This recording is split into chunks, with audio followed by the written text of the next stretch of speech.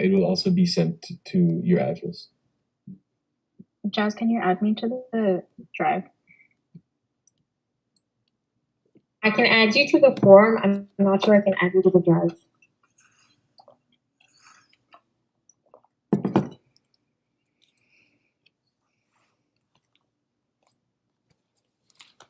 Is McCall here? Would she be able to grant access?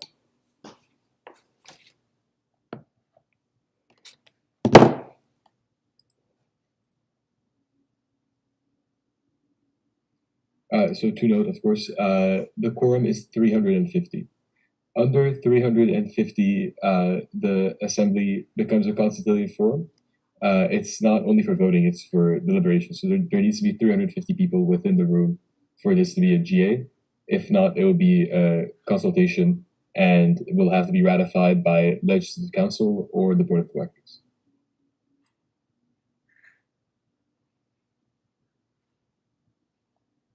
All right. I see some questions. Yara? Right. Speaker, so if the consultative forum approves the leave of the president, could it be ratified by LC? Is that so the would be voting on the motion that was submitted for the special GA, which is to remove the president from his functions. If the constitutive forum passes this, it will be sent to LC for ratification. LC will have to vote to ratify. Once that is done, it will be sent to a general referendum. And once the referendum is passed, it will be approved. Right.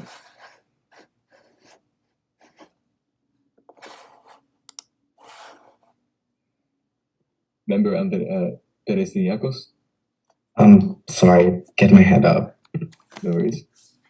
Member Groom? Speaker, so if this passes via Legislative Council, does it have to then recording in progress by the board, or does it pass after the referendum if it passes that way? Like if we don't meet quorum today?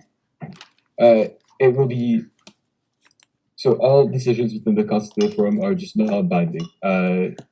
If the mover and seconder are present, they can agree to move it forward to Legislative Council. And then once it's presented to the Legislative Council and ratified, it'll be ratified. It'll be also presented to the board for approval, which will then lead to the normal approval for the motions from the General Assembly as a referendum. Sorry, it's very convoluted, but we'll get there. Member Saad.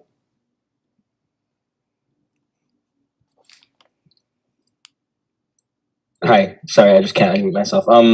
So if I understand correctly, you mentioned earlier that it could either go to LC or to the board. If the mover and seconder are in favor, can they just bypass LC and bring it straight to the board since it's going to go there either way? Assuming we don't meet one. Yes. Cool. Thanks.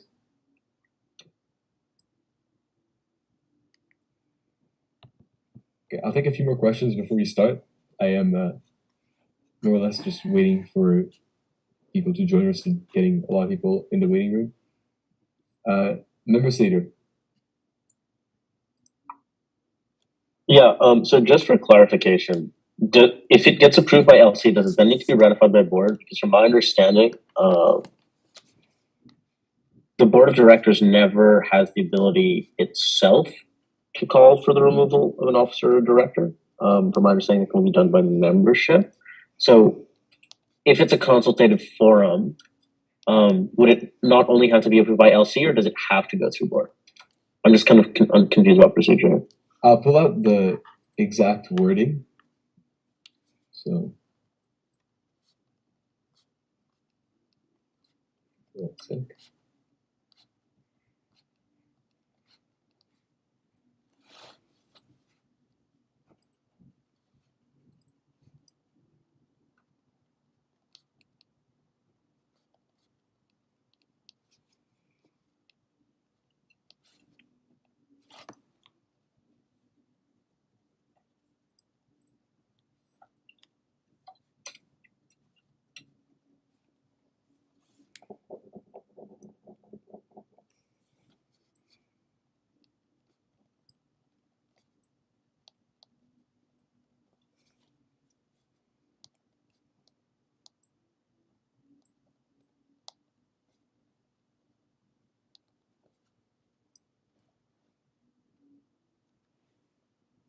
Very quickly before we get started, I do want to point out I have a bunch of emails suddenly, way more than I thought. So give me a minute or two, okay?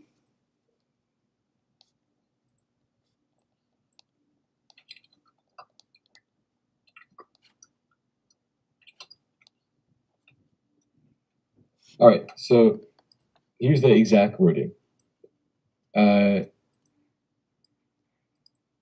Motions debated at a consultative forum shall be inscribed upon the agenda of the next General Assembly or at the discretion of the Speaker and with the consent of the movers upon the agenda of the next meeting of Ledge Council or the following meeting of the Legislative Council. And then the voting shall happen, but it won't be binding. And that's essentially it. So the motion has to be voted upon at Ledge. There's other regulations that allow it to be voted upon at board, but it doesn't need to go Ledge, board, then vote.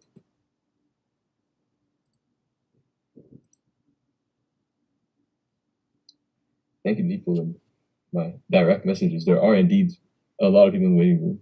We turned off the sound. As you can imagine, after 400 people, it will be quite annoying. All right.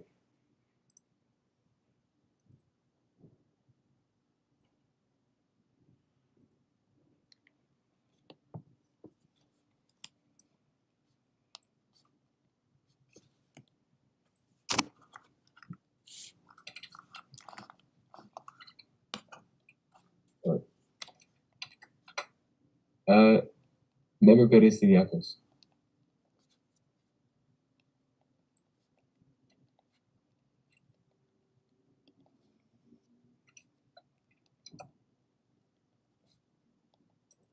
Sorry.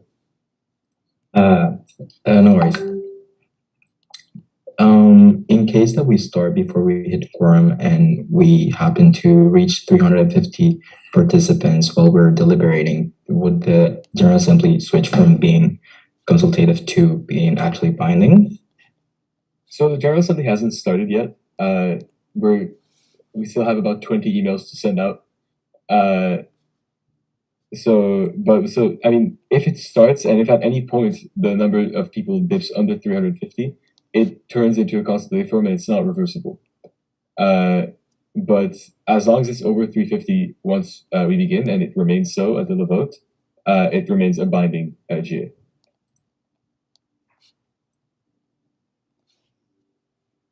Okay.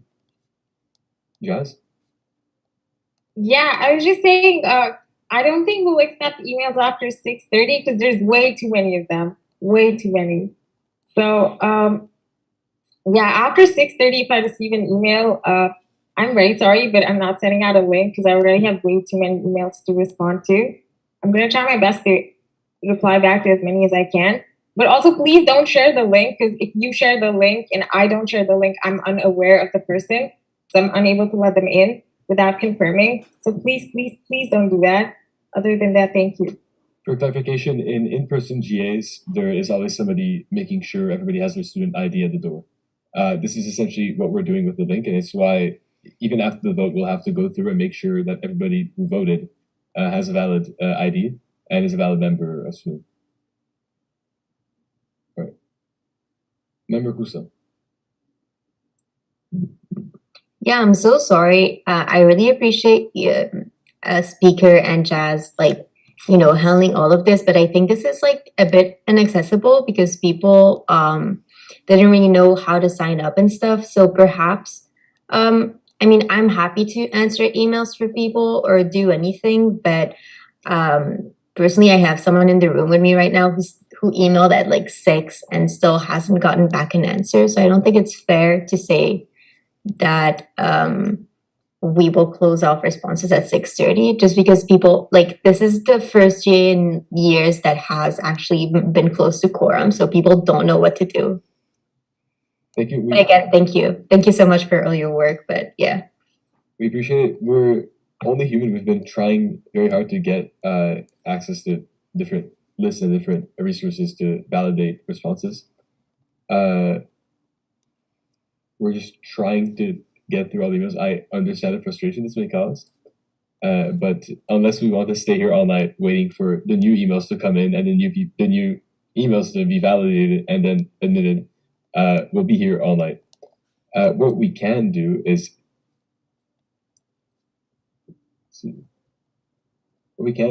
go through. I don't have any emails from 6 that I haven't responded to.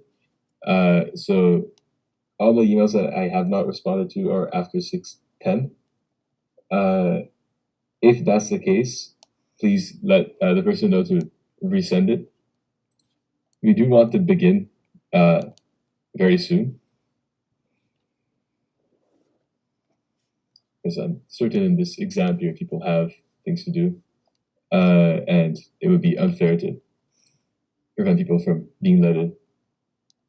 It would be unfair to prevent people from participating in the GA because it goes on too long because we're trying to get in everybody. Member Saad. Thanks. Hi. Yeah, no, I just kind of want to echo what Yara is saying, and please do request that we don't start until we get to 350 because in the last like half hour we've been steadily increasing, and as you said, we are in exam periods. I think the fact that we're still receiving people says a lot about the nature of this General Assembly and its importance to the student body. So again, I do appreciate all the hard work that the dais is doing. I know it's hectic for you guys, but if we could really hold off until we go through the proper process, hopefully it won't take all night, but I think it is worth the time. Absolutely. We are trying our best to get to that point of quorum. I think it'd be appreciated by most people tonight that binding General Assembly it finally occurs at SSMU. And so we are trying our best to make that happen. We just, again, are trying to keep it equitable.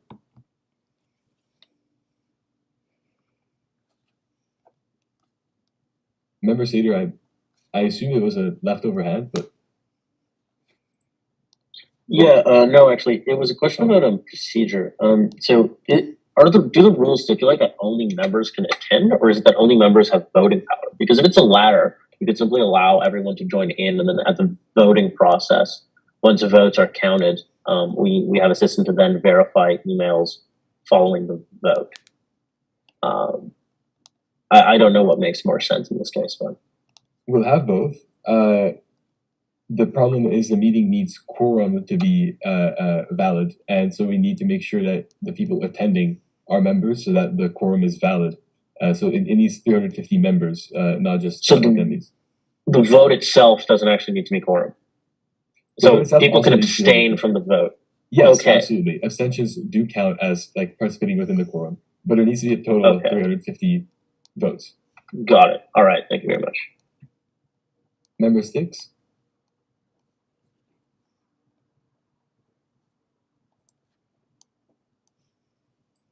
Okay, cool. I know there is a Zoom feature that allows you to restrict the meeting to members of the McGill sort of organization so as to not allow, rather random people to join the meeting. And I wonder if you've explored this or could use this. And if not, why? We have in the past tried different techniques to limit people within the meeting. Sending in the link allows people who do not necessarily have access to their McGill email, either on Zoom or just in general, to attend, even if they are McGill members. So I'm actually getting chat messages now of people who use their non-McGill emails to sign in. It just makes it more accessible. Plus, it allows us to keep a record in a list of everybody who is joining the meeting. We have this recurring issue where Zoom doesn't record people who are who don't speak, or either who don't send a chat message, or who don't have their camera on as being in a meeting. It really depends. Zoom is a bit finicky when it comes to recording. So it's to really try to balance this out and make sure that we have good, solid records of everything.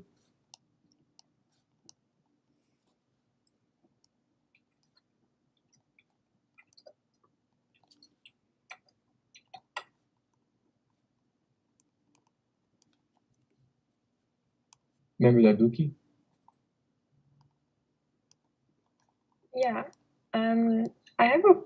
several questions, just in preparation also for the meeting to start. I was just gonna ask if you could go over, like, I mean, you're going to, but like the processes of the meeting and the different steps, because I know, like you said, it's like a busy time, and I think it's important for people to know, like, there's a discussion taking place, when the voting will be, things like that.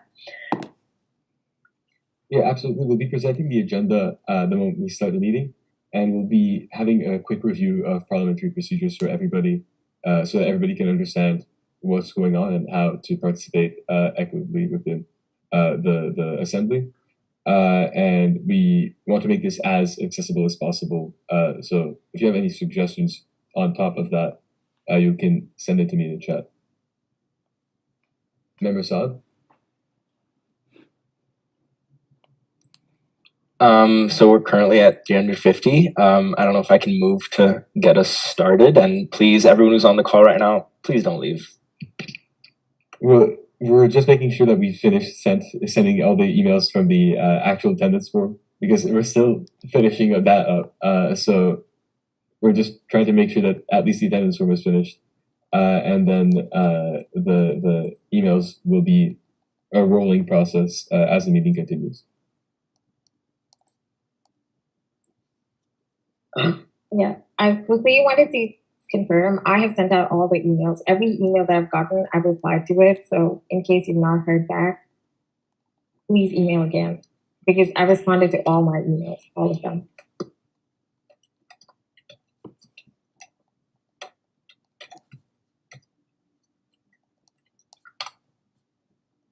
So we're just getting confirmation of that, and then we'll be able to continue. Member Ward?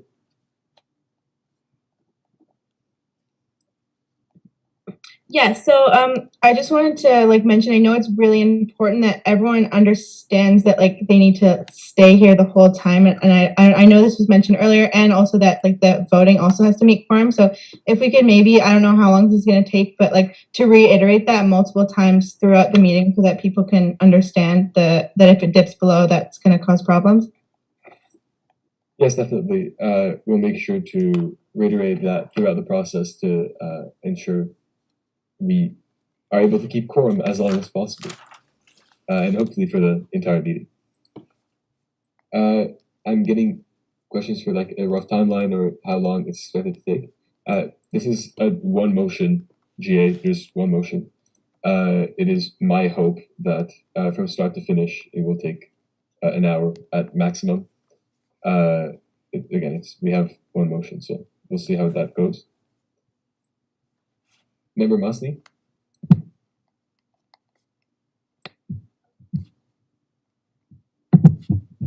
Okay, I guess since we have reached quorum, I was wondering if I could, and if there were no more like emails or people trying to get in, I was wondering if I could motion to open this assembly. We'll be opening in right a second. We don't need a motion. I appreciate the enthusiasm, but we'll be right there once we're done with at least the pre-prepared names. So I want to make sure, Addie, were you able to go through the entire list? Yep. I have like 10 names left, and then I'm just replying to a couple emails. Perfect.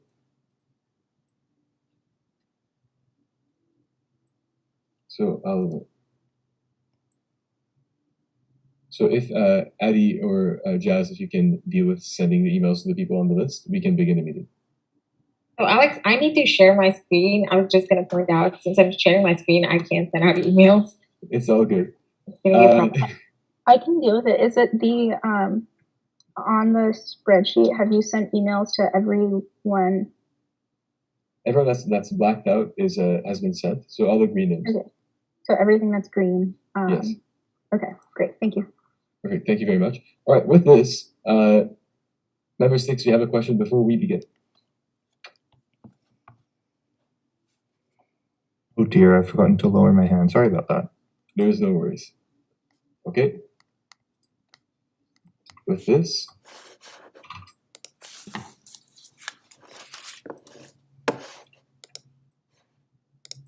I just want to make sure, can everybody see my screen? Recording stopped.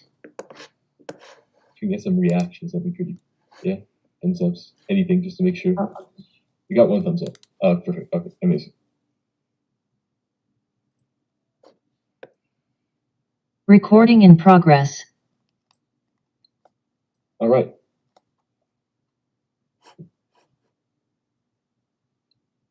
Hello, everybody. Welcome to the SSMU GA public session. The meeting is called to order at 18:41 on April 11th, 2022. I would like to remind you all that the meeting is recorded and is made live on YouTube.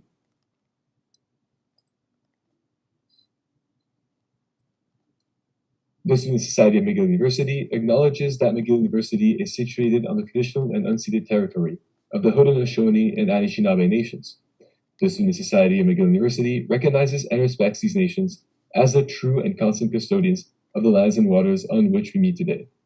Further, the Student Society of McGill University commits to and respects the traditional laws and customs of these territories.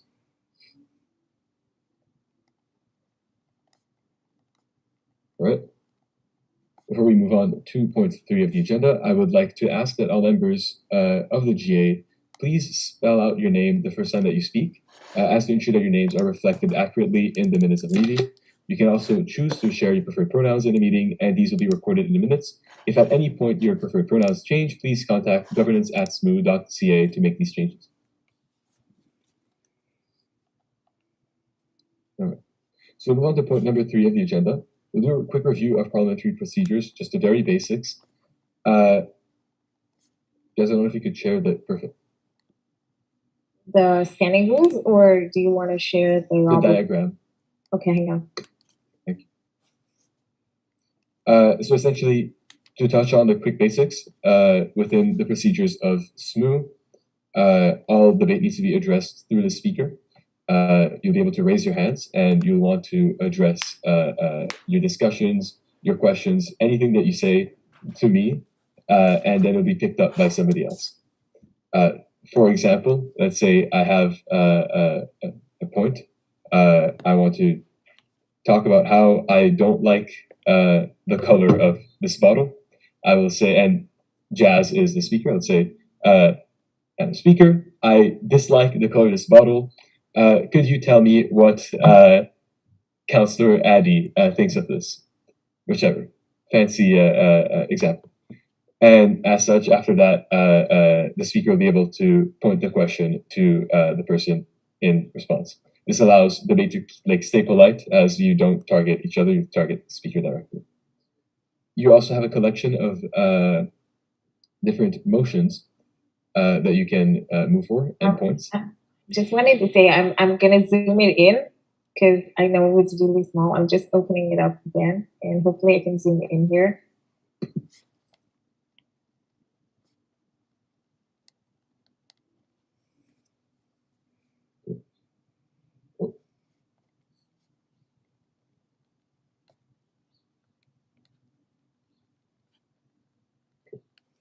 So these are all the motions possible in order of priority. We'll be able to share this in the chat actually, so you can have a quick access to it if you need it. Let me do that real quick.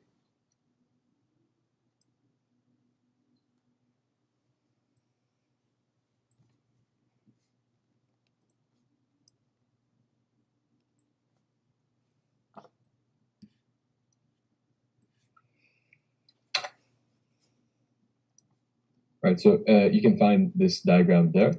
These are all the motions that you can move during the meeting, the normal Robert's Rules of Orders motions. Essentially, the most important ones would be, I'm so sorry, I'm just having trouble, I don't know, for some reason zooming in and out of the whole thing. There's no worries. Now that everybody have access to it, it should be easy. And yeah, essentially, you'll be able to move different things. The most important decisions would be a point of information to ask for more information on a certain subject, a point of parliamentary inquiry for a question on procedural matters,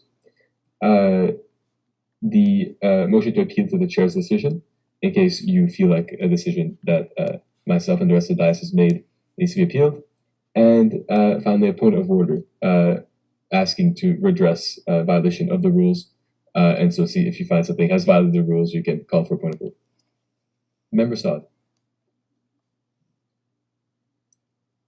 Hi, yeah. So just considering that we can't unmute ourselves and there's likely going to be a lot of hands raised, if we do have a point to make, how do you want us to make that? Like, is there a Send it to me. specific emoji? Okay, got you. Send it to me through the chat and I'll be able to call on you for the point. All right. So with this, are there any questions about the parliamentary procedures? Okay. Seeing none, we'll move on with the GA. If ever you do have a question, feel free to send it to me. We'll move on then to point number 4, the adoptions of the standing rules.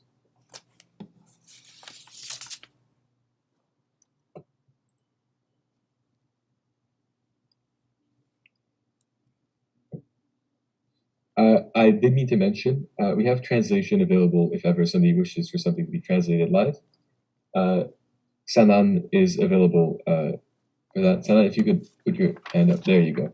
And if ever you need translation, you'll be able to contact Sanan for a quick instant translation.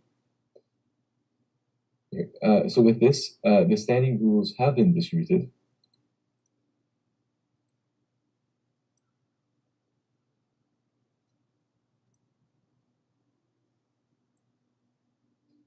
We can scroll through them quickly. These will be the rules used for this General Assembly.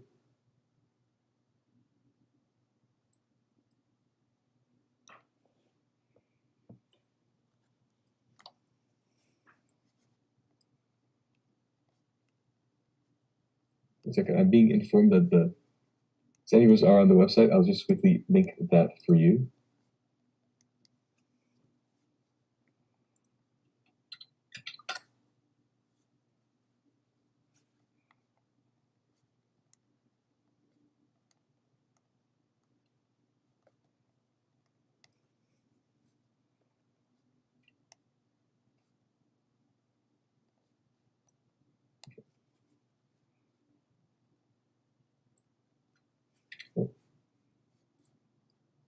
So standing rules can be found on the SSMU website here.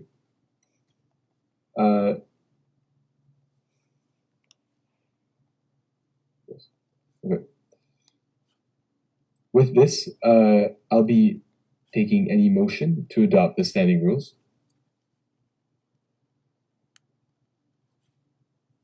Member 1. So Member Guru. Seconded. Thank you.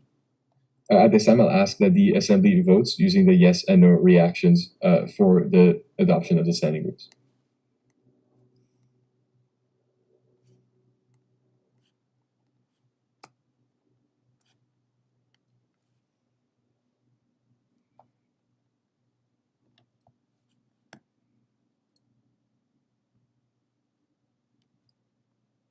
Okay.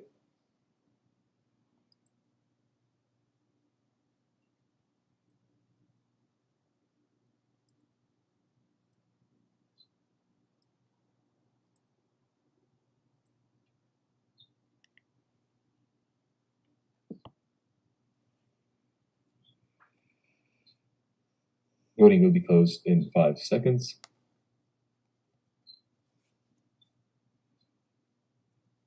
Alex, are you receiving text? Are you receiving votes through text? No, I'm receiving votes through Reacts.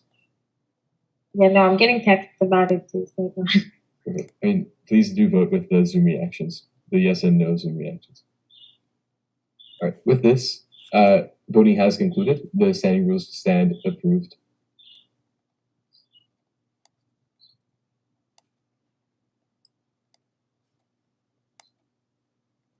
We move on to the adoption of the agenda. The agenda has been distributed. Are there any additions or corrections to the agenda at this time?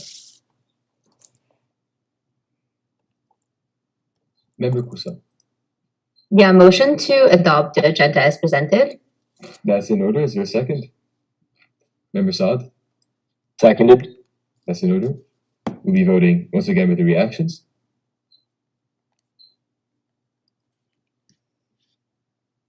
The reactions replace the placards if you need a more physical comparison.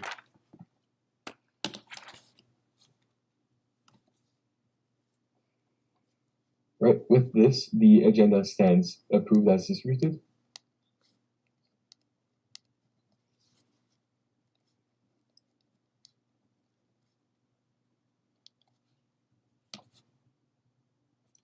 We'll now move on to the announcements. At this time, I'll be asking President Daryanani for a statement in relation to motion 8A.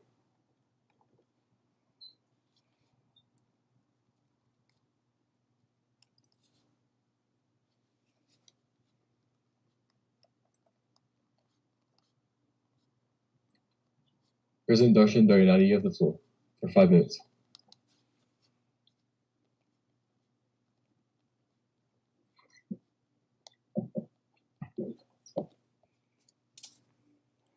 Hello, Mr. Speaker, I believe the motion should be presented first.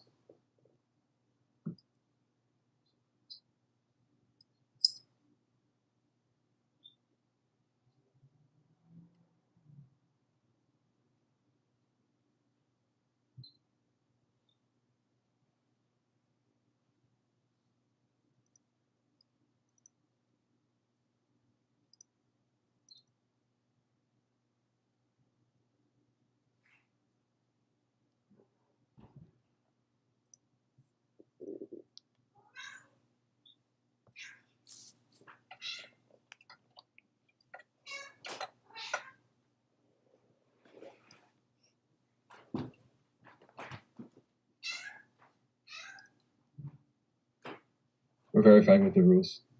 If you will please give us a minute.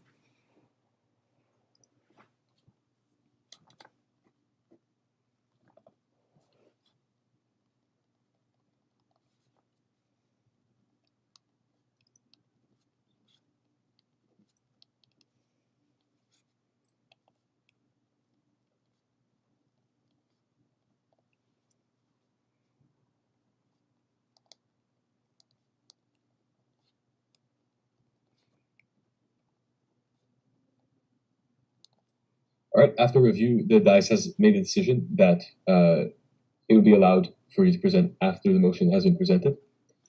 With this, we'll be taking any announcements on the floor, limiting it to 3 1-minute long announcements. Anybody wishing to do an announcement, please raise your hand now.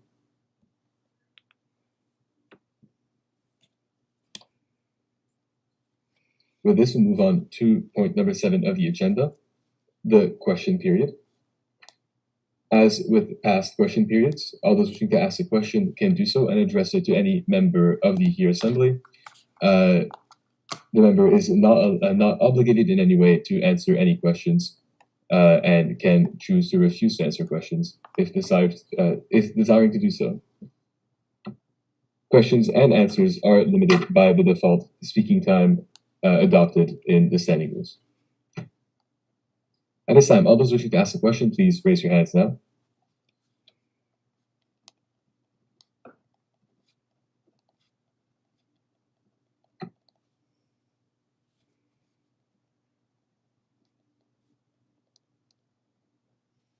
Member Charlotte Goldberger. Oh.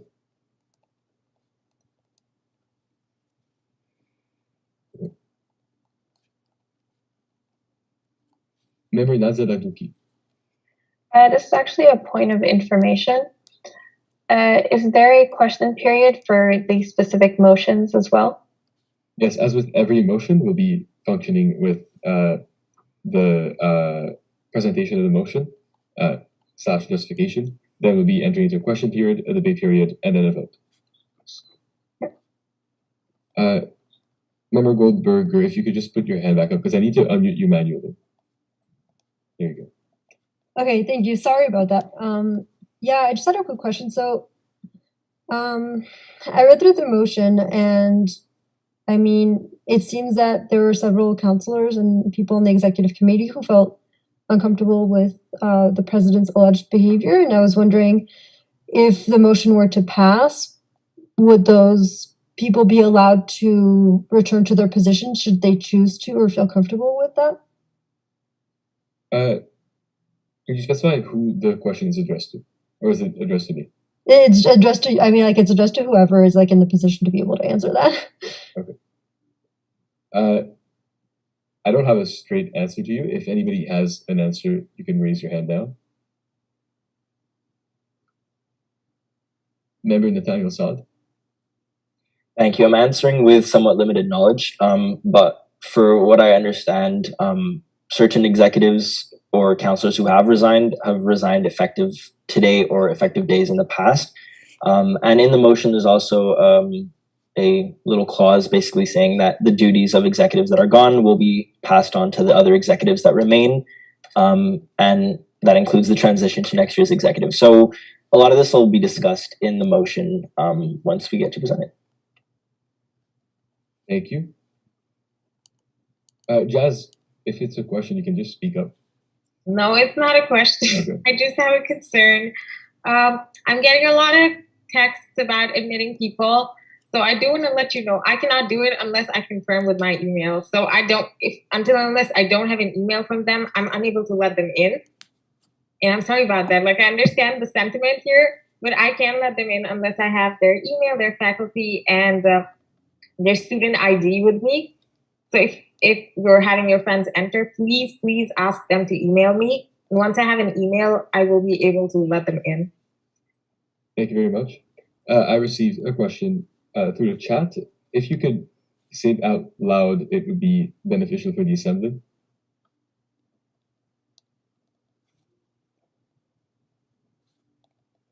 If not, we'll be moving on with any other questions on the floor.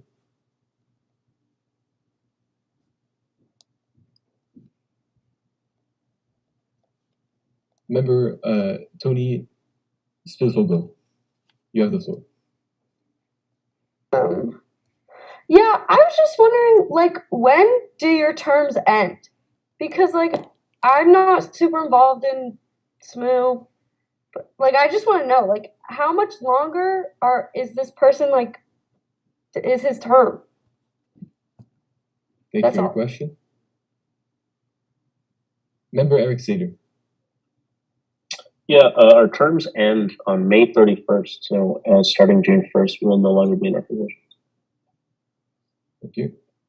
With this, I'll be taking any further questions on the floor at this time.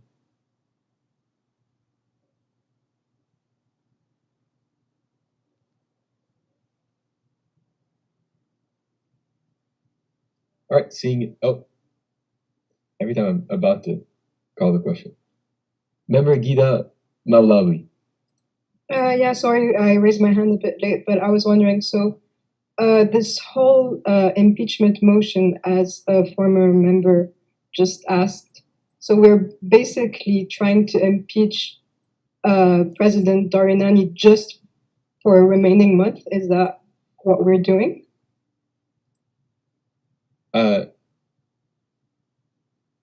Member Perez Tiniacos.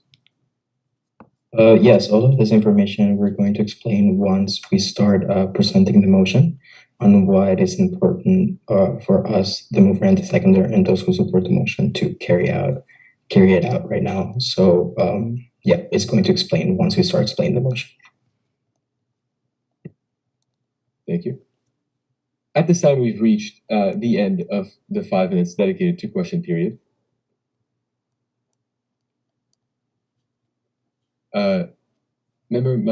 Okay, perfect. So with this, we'll be moving on to point 8, starting with point 8A, the motion regarding the removal of Officer Daryanani.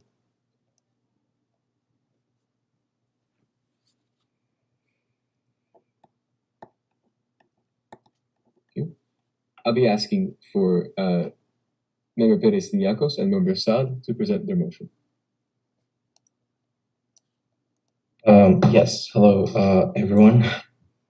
I'm sorry if I speak a little loud, a little quietly today. Most of the people where I am right now are asleep.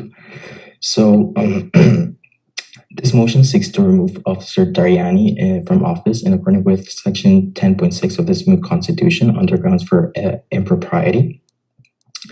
An assortment of the SSMU legislative councilors, along with constituents and members of the student body, believe that the working environment perpetuated by President Daryanani is inappropriate and misrepresentative of the safe, inclusive, space SSMU should aim to foster. The student body has been mobilized and collected over 4 times the number of required signatures to call for this special General Assembly. After passing the motion regarding the absence of the SSMU president in the SSMU Legislative Council during the fall 2021 semester, only to have it subsequently postponed indefinitely by the SSMU Board of Directors, the avenue of a special General Assembly is what the writers of this motion are convinced is the next step. Should this motion fail to be approved, it will be difficult for the SSMU to properly fulfill its equity mandate. Additionally, the writers of this motion believe that the status quo would perpetuate the dangerous precedent previously mentioned.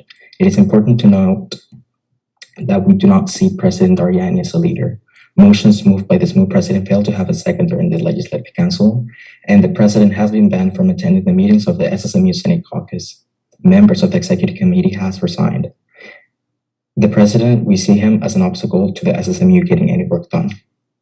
As evidence, during the SSMU Legislative Council and the General Assembly, the SSMU president has accused the board of directors of lying. You can find this information on page 24 of the minutes of the General Assembly of February. He has attacked the speaker, page 26. He has exhibited a heated behavior, page 18. He has remained defensive and confrontational regarding the allegations against him throughout the minutes of the General Assembly. He perpetuated an unsafe and uncomfortable environment, pages 4 and 8. His presence caused some of us, including myself, to have panic attacks and anxiety attacks, as seen on page 29. Anti-violence coordinators were needed at council meetings, page 28. His sexist behavior can be dated back to his role of VP External of the AUS, page 29.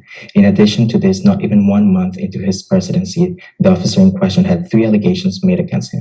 This just proves that the hostile behavior has not changed over the past 3 years, nor did it change once he returned to council back in February. Mr. Speaker, these are only the actions that we have seen. We cannot imagine what has been experienced behind the doors by the workers of the SSMU. This type of behavior should be condemned and held accountable for.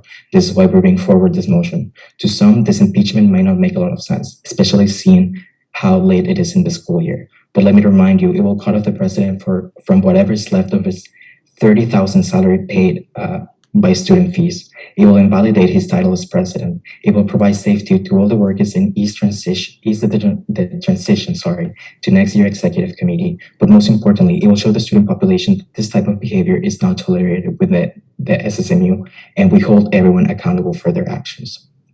So going to the motion itself, I kind of explained already the whereas clauses. Be it resolved that this special General Assembly removes Daryanani from his position as a SSMU president. Be it further resolved that should the special General Assembly motion be approved, an online ratification of this motion will be sent to the SSMU membership requiring a 10% quorum.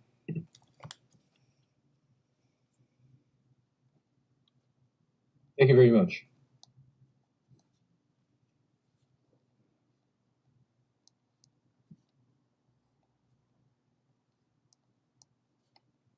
With this, we'll be entering into a question period on the motion.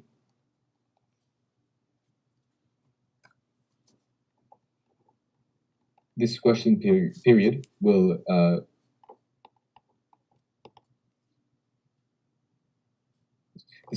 have a maximum of 20 minutes, of 15 minutes, apologies, minus the 5 minutes used presentation, as any point is limited by 20 minutes. Speaking time for the question period will be limited as required from the standing rules. As such, it will be a default speaking time of 1 minute. Every 5 speakers, I will be entertaining subsidiary and privilege motions, including a motion to call the question. With this, we'll be taking all questions on the floor. Member Charlotte Goldberger.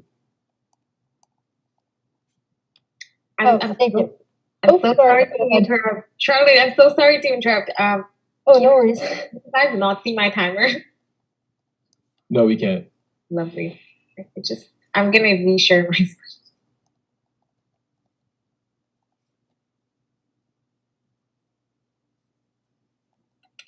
should I ask my question? Or Jazz, do you still need to go ahead? I will note, apologize because we moved the statement. The president has the chance to make a statement at this time. As such, the president will be given the floor for 5 minutes.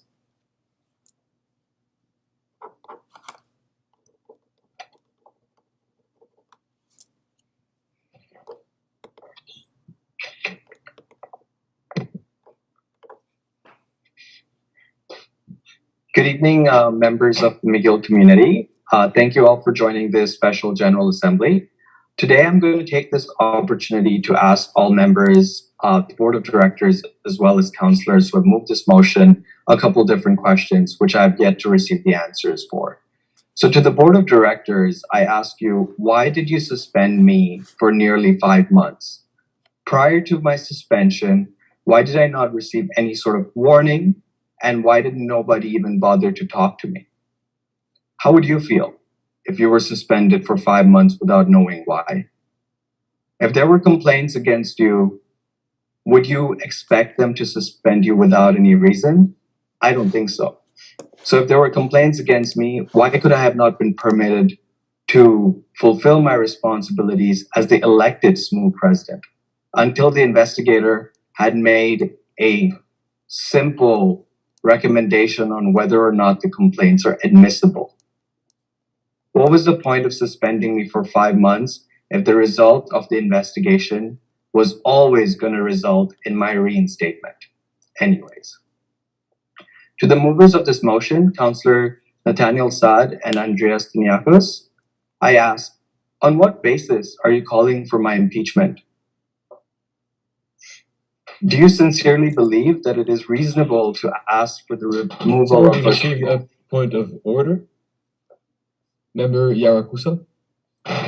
Yeah, point of order, you actually can't address people directly. You have to address the speaker. So if you could rephrase your speech if possible. Thank you.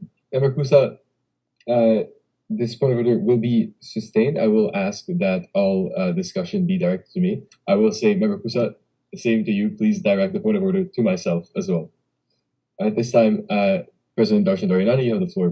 Alex, one second. So I want to point out it was 1 minute 35 seconds, and you have the remainder of the time. I accidentally reset it. So yeah, just wanted to point that out. Thank you. Thank you, Mr. Speaker, for letting me continue. So, Mr. Speaker, I ask you if you may present the questions to Councillor Saad and Councillor Tiniakos. As I was saying, on what basis are they calling for my impeachment? On what basis have they convinced 231 signatories to call for my impeachment? I don't see any grounds. I hope to find some justification. And I'd like to ask you, Mr. Speaker, do you sincerely believe that it is reasonable for councillors to ask for the removal of a SSMU employee in the punishment for an unjustified suspension, to which I don't have the response to? To the student body, I ask, do you think it is reasonable for me to have been unjustly suspended from an elected position for 5 months, only to be reinstated and then again removed for no clear reason? Mr. Speaker, I urge that you ask the following members what the real intentions are behind this impeachment.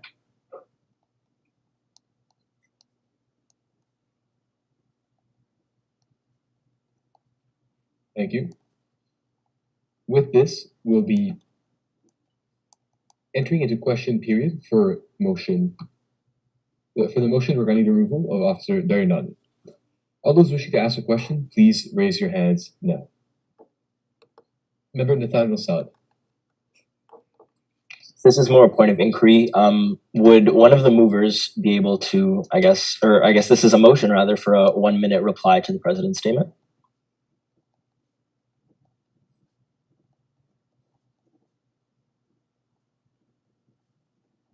At this time, no, because we've already entered the procedures for the motion. If we were, a reply could be added to the agenda after the motion or before it by suspending the rules and adding it to the agenda. But at this time, we can't just interrupt the motion itself and cut it into.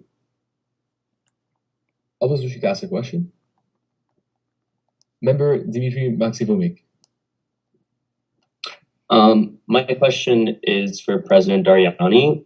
How much were you paid during your suspended time, if that is the case?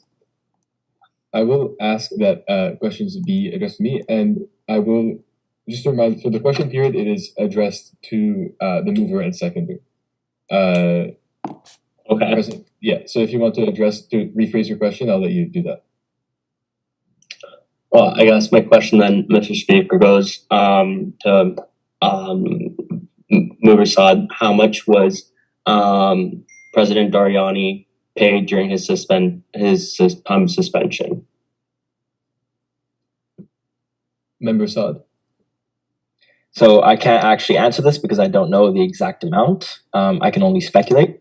But if you do look on the SMU website, I do believe that the amount that they get paid is publicly available. It's around $32,000 from what I remember. And it was later leaked that the suspension was paid. And so as someone mentioned earlier, we are at the end of the term. So, you can kind of connect the dots on that one. Yeah, thank you for your question though.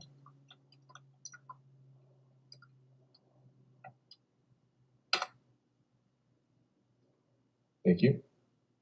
Member Sarah Poulin.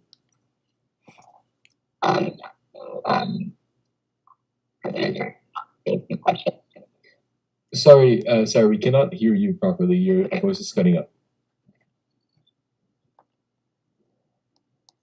Can you hear me now? Yes. Okay, very. So President Daryanani asked a few questions to the movers of this motion, and I was wondering if they would be willing to answer said questions. Member Nathaniel Saad. Thank you so much. So absolutely, and I'm quite worried that the president himself hasn't actually read the motion. Mr. Speaker, it was clearly articulated in the first paragraph of the motion that the president is here under the grounds of impropriety, defined as a failure to observe standards or show due honesty or modesty in proper language, behavior, or character. These characteristics have been articulated by the investigation against him, the numerous articles in the McGill Daily and McGill Tribune concerning both his absence and return, the unsafe environment and panic attacks that have been caused in SMU, in Legislative Council, and the General Assembly. And I am quite worried that, the president's language the last few months have basically been based on the tu quoque logical fallacy, which is you also. It's an invalid attempt to discredit the board of directors by answering criticism with criticism, but never actually presenting a counter argument to the original disputed claim. So I'm really worried that he isn't really aware of what is going on here. It's clearly in the motion, and we've been saying it for the last 2 months.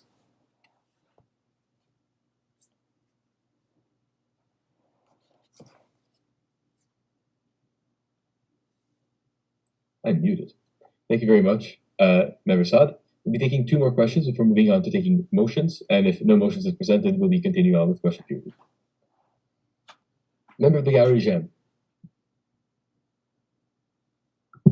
Oh, is this me? Okay. I would just like to ask, because I see on the SMU website, I saw it earlier that the SMU decided to formally reinstate the president after the investigation, which was said to show his lacking character. And I wonder, since that was posted on March 10th, and it's been about only around a month, like what could have changed since then that would warrant his impeachment, this motion, given that a month ago that they were confirming his reinstatement, and that after they saw the results of the investigation, they were able to move through with this decision. Thank you. Member Perez Diakos. Yeah, sorry. Okay, so yes, that was the information that President Daryanani was formally reinstated in the month of March. However, he attended both February meetings for the Legislative Council and the General Assembly, and it was this unsafe behavior the president was perpetuating that motivated or was the main reason for his impeachment motion. I would like to invite everyone to either read the minutes of the Legislative Council or the minutes of the General Assembly, and if possible, listen to the recordings and see how aggressive the tone was and how uncomfortable the people attending such meetings were. Thank you. I will ask that we continue speaking to the speaker and that we preserve parliamentary language. Member Elias Asmar. Yeah, so after reading the motion, I'm a bit confused because I see that there's a lot of those buzzwords, but I don't really understand. Is there any specific allegation that has been made against President Daryanani? And if so, has they been shared? Because I've read all the articles that has been previously mentioned, and there's a lot of those like words being repeated, but no specific incident has been reported, at least to my knowledge. And I would like to know if there's any. Thank you. Member Saad. Thank you. So that's a very good question. And unfortunately, there is a lot of confidentiality wrapped up in this. And this has been very frustrating for a lot of us on legislative council. But what happens in certain situations like this is people that do come forward do not necessarily wish to reveal their identity and do not necessarily wish to be named in any articles or wish to be named in a public forum. So that does constrain what the Daily and what the Tribune and what the Legislative Council can work with. But I do want to emphasize that this goes beyond the president's absence and his return. It's more than feelings of uncomfort during legislative council or panic attacks. It's an inability to work in council, work with fellow elected representatives, and work with the Senate. The president's actually been kicked out of the Senate caucus. And in legislative council, if you look at our latest council meeting, we were unable to pass a lot of motions because the president did not have a single person seconding his motions. And that's a problem. When you're not able to work with your fellow representatives because of the environment you've created, that's a big issue. With this, I'll be asking if there are any motions on the floor. If you don't want to put your hand down, any motions we can do with a heart react. I'll be taking the motions.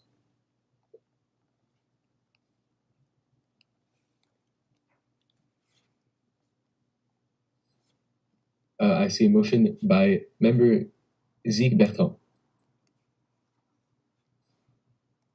Sorry. Mr. Speaker, I would like to motion to move to the voting period. Perfect. So that would be a motion to call the question. Sorry. Yeah, I'd like to do a motion to call the question. It's all good. There's no need to apologize. I'm here to facilitate the mumbo jumbo. All right.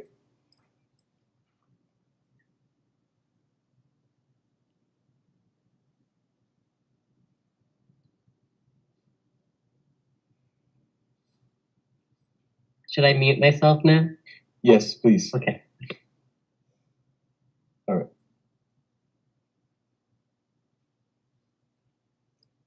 We'll be asking for a second. All those who take the second. I see member Alip. I can unmute you if you want to put your hand up.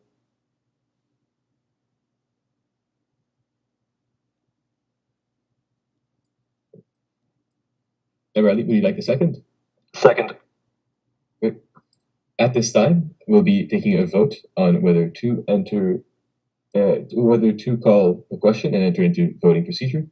Please vote using your yes or no reactions.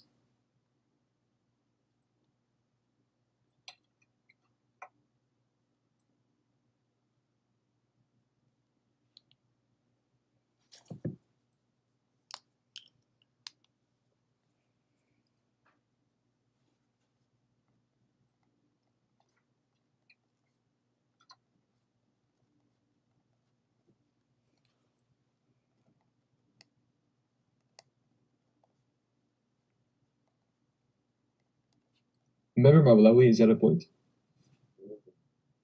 Sorry, no, it was just a previous question. No worries. Can I ask it now? No, not this time. We're voting Okay. on whether to continue or not. Okay. I'll be calling the vote in 5 seconds.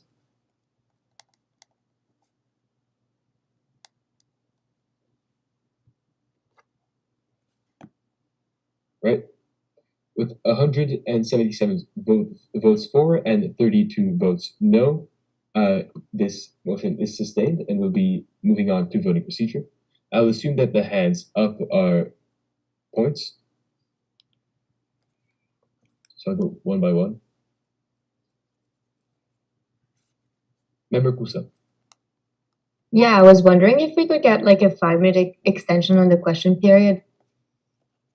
Because we've already voted to call the question, we'll be moving on directly to vote. Member Goldberger.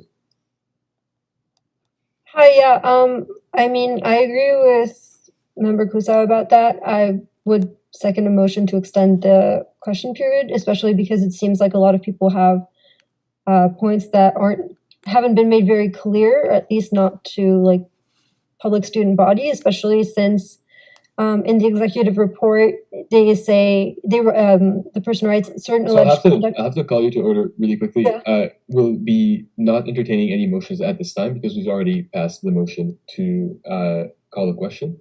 And as such, at this time, no motion to extend can be considered because a motion to call the question, the question has already been called.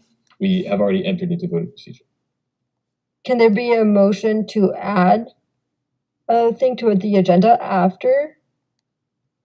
Yes, we will do after we pass the motion. We can or reject the motion. After we vote on the motion, there can be a motion to suspend the rules, and we can add an item to the agenda. Okay, so the motion could be voted no, it could be voted no, and then we could ask for something to be added to the agenda that we have questions, and then re-vote on the motion, or no? Okay. No, generally we can't re-vote on the motion twice. I would highly recommend that you keep your vote authentic for the first vote. Sure. Yeah. To clarify, are all the hands up points? Okay. Member Masti?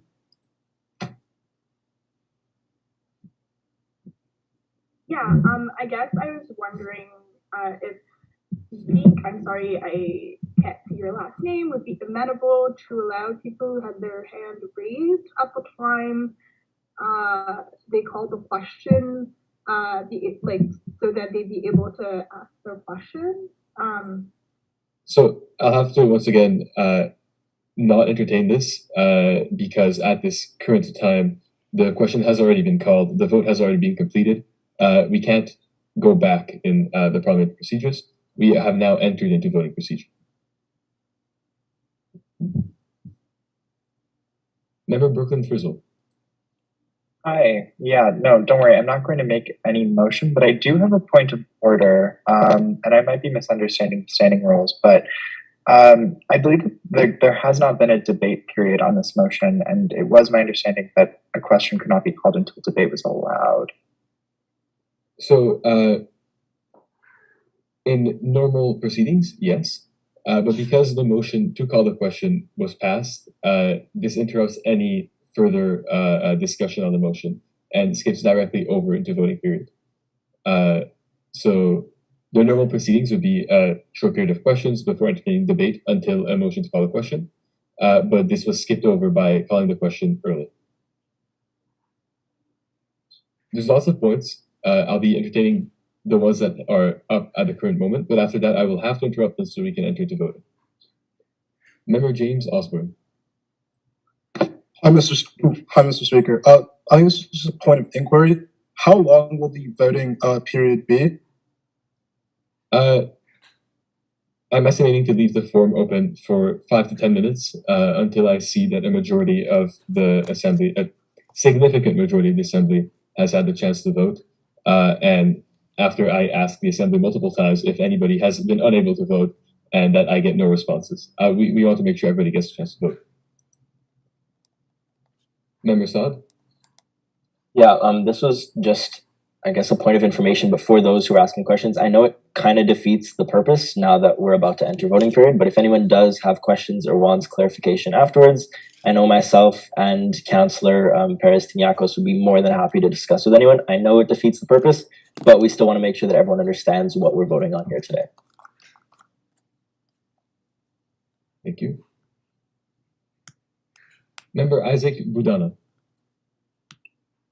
Hi, Mr. Speaker. I would like to move to appeal the chair's decision to enter voting procedures right now because I believe that there have been substantial comments from my peers and other members of the SSMU General Assembly today that have indicated that there are further questions, and I firmly believe that if we entertain those questions, it would sway the outcome of the vote.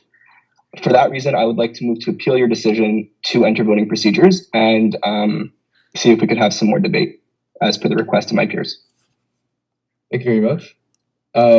Do give me 2 minutes. I wish to make sure that this appeal is in order. The reason being that this was a motion brought from the floor, not from myself, seconded from the floor and voted from the floor. It was not a decision made by me, and I only counted the votes. So do give me 2 minutes, please.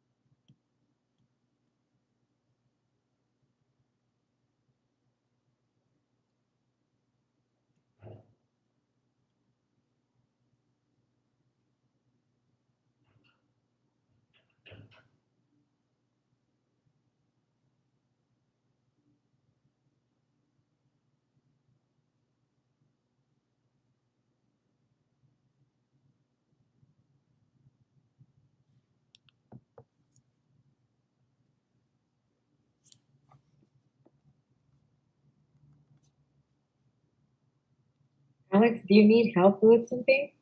Maybe just Zoom.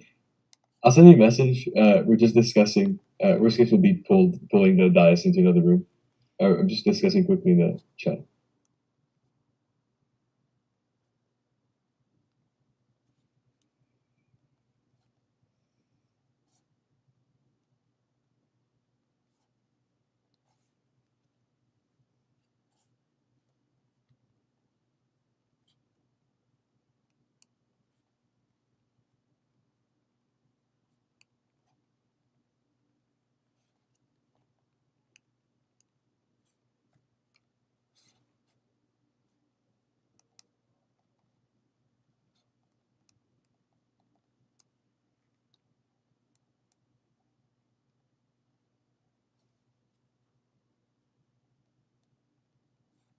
Okay.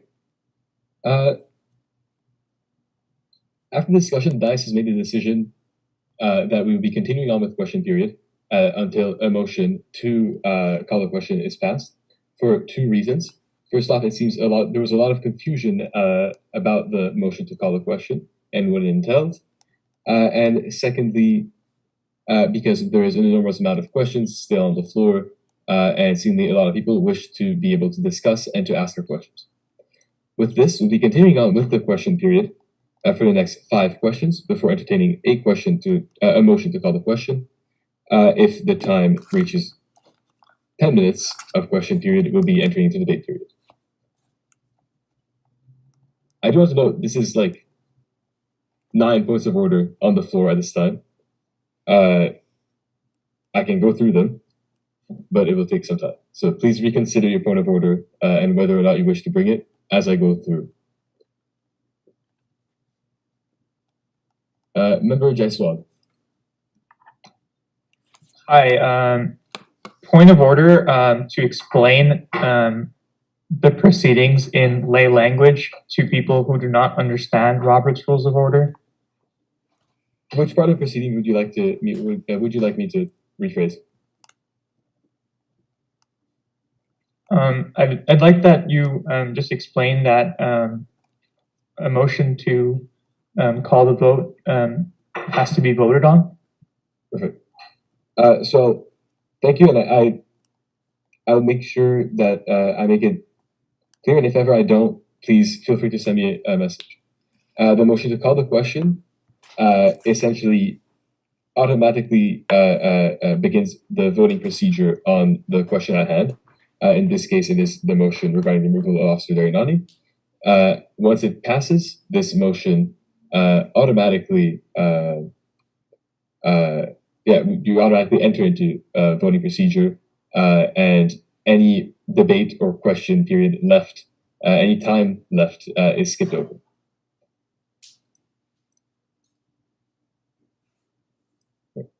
Before I continue on with the points, I do want to remind everybody that if too many people leave, quorum will be lost, and the GA will be turned into a constituted forum. Alex, just real quick, I got a couple of requests to put what you said in the chat. So if anyone wants to read it, I will be putting what the speaker just said in the chat. Okay. Thank you very much. Right, Member Masni. Yes, point of order, I would just like to clarify that according to Robert's rule, a 2/3 majority is necessary for the call to question to be considered adequate. And as I believe member Jaiswal said, there's not supposed to be any extension in calling a question because the question is just, are you ready to vote? And so the answer should be yes or no, and there should be no extension to my memory of Robert's rules. So I just want to make sure that we're clear on that. So 250 something people need to vote in favor of calling the question for it to be valid. Thank you for your comment.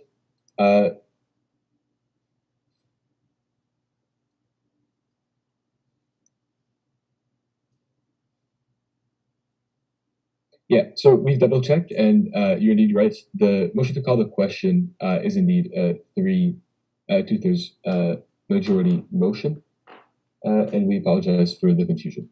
Alex, I want to take a quick minute. I've received some requests to accommodate and have the Roberts Rule document on the side. Would it be okay if I shared both my screens and had the Roberts Rule on one side and this on the other side? Yeah, of course. Feel free to do so. All right. We'll go through. We only have 3 hands up, which is very helpful. Member Jaiswal. Motion to vacate the chair under the condition that the 2/3 majority was not fulfilled.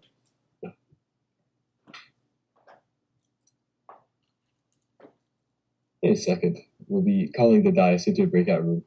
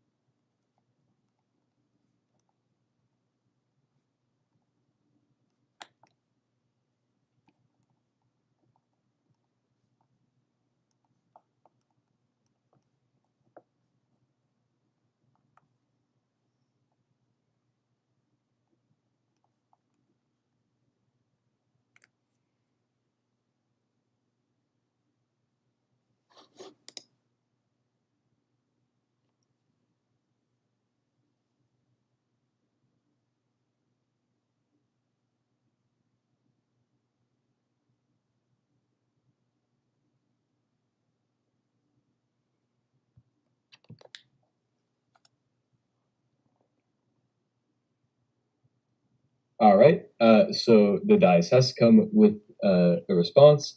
According to Robert's Rules of Orders, newly revised 11th edition, if the chair fails to act in accord with the Assembly's decision on repeal or on a point of order submitted to a vote of the Assembly, or otherwise culpably fails to perform the duties of the chair properly in a meeting, the Assembly may employ measures temporarily to replace the chair with another presiding officer, expected to act in accordance with the will of the Assembly. As such, a vote of 2/3 can be entertained to replace the chair. Okay. I get an answer in the chat from the mover if this motion, if they wish to continue moving this motion.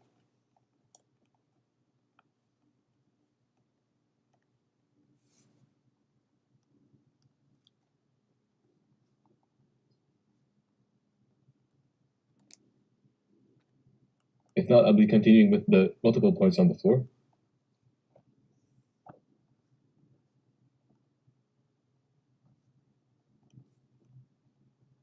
Right. We'll continue on to Member Gurung.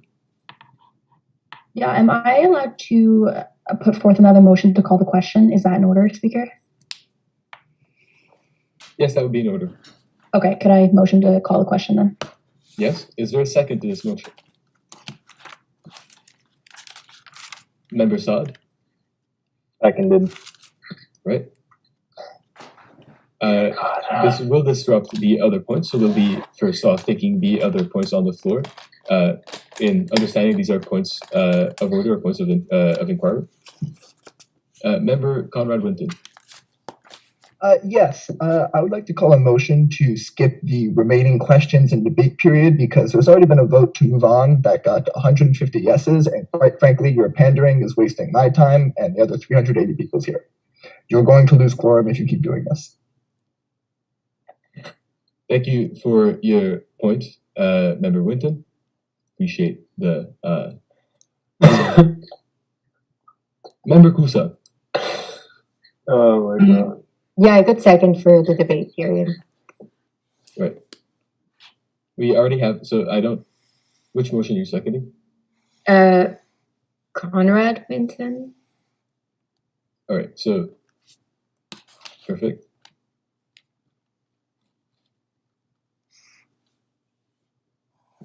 Member Asha Naidu. Hi, this is just a reminder from the Judicial Board with accordance to Section 5.8 of the Internal Regulations, specifically that the Chief Justice, who is currently Nikita Tafazoli, has the ability to overrule all motions.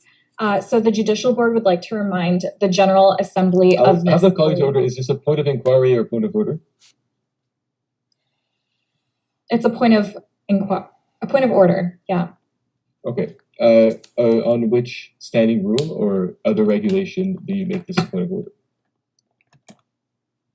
Section 5.8 of the Internal Regulations. All right. I appreciate the reminder for the Assembly, but at this time, this is not a parliamentary procedure, and as such, cannot be sustained as a point of order. Move on to the next point. Member Gida Maloli. Yes, honestly, like, I'm just want to know if I'm understanding this correctly. So we had 10 minutes of debate time, and the motioner are asking us to impeach the president without even telling us what he did, all with the 10-minute debate time, and now we're rushing to call the question without actually knowing what's happening. I demand some explanation. All right. Seeing this is a point of inquiry, I will explain as much as I can. The point that was sustained was a motion to call the question. The Assembly voted, but did not vote in the 2/3 majority. And as such, we can continue on taking questions about the motion once we are done taking points of inquiry and points of order. I would appreciate doing so. Or I would appreciate sustaining the two motions that are currently on the floor waiting to be voted upon once we have finished taking all the points of order and points of inquiry. Member Ali. Mr. Speaker, can you hear me? Yes. Pertaining to the motion to call the question, given that we are in a virtual forum and no one can be compelled to vote, would future motions to vote have to meet the 2/3 majority of everybody present? Or would it be in a certain allotted period of voting time, such as 2-3 minutes or 10 minutes, whatever it may be? So for the first vote of the GA, it will be motion. It will be 2/3 of the entire votes. So of all votes recorded. Seeing as the votes recorded will be considered the quorum of the vote. For the if this motion passes, it will then be presented as a petition, as a referendum question to the entire student body, and then will have to be approved once more. But as a point of information, Mr. Speaker, the first vote did pass with apparent a 2/3 majority of the people who voted. How can the speaker ascertain whether or not the participants who are on the call are actually participating and they are eligible to vote? Like, how will you be able to know if, like, can you force people to vote on a motion to call the question? That is a wonder of doing meetings through Zoom and not being able to see placards.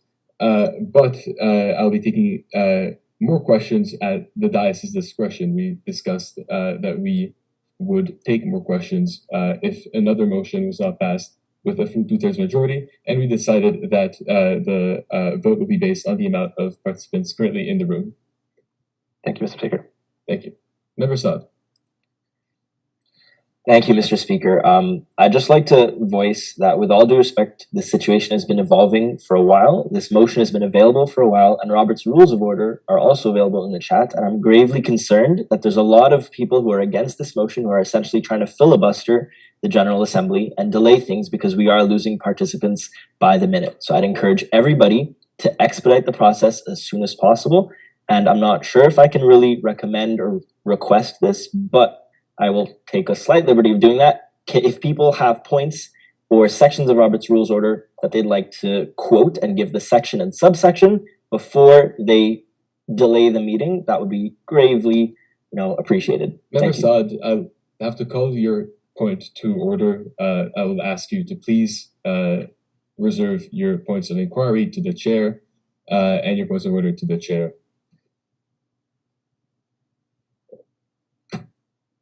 With this, I'll be taking all the hands that are currently up. After that, we'll be ending any points. If you wish to move to appeal my decision, you can do so through the chat, and we'll be sustaining that only, and only that. Member Muhadana.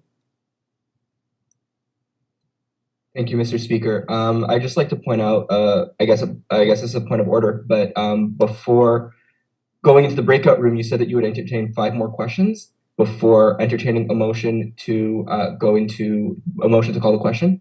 And I was wondering if you still planned on honoring that, because that was precisely why I appealed your original decision to call the question when you did. Frankly, I don't care if people are hungry. This is someone's reputation that's on the line. Thank you. Thank you. So, pull out the standing rules.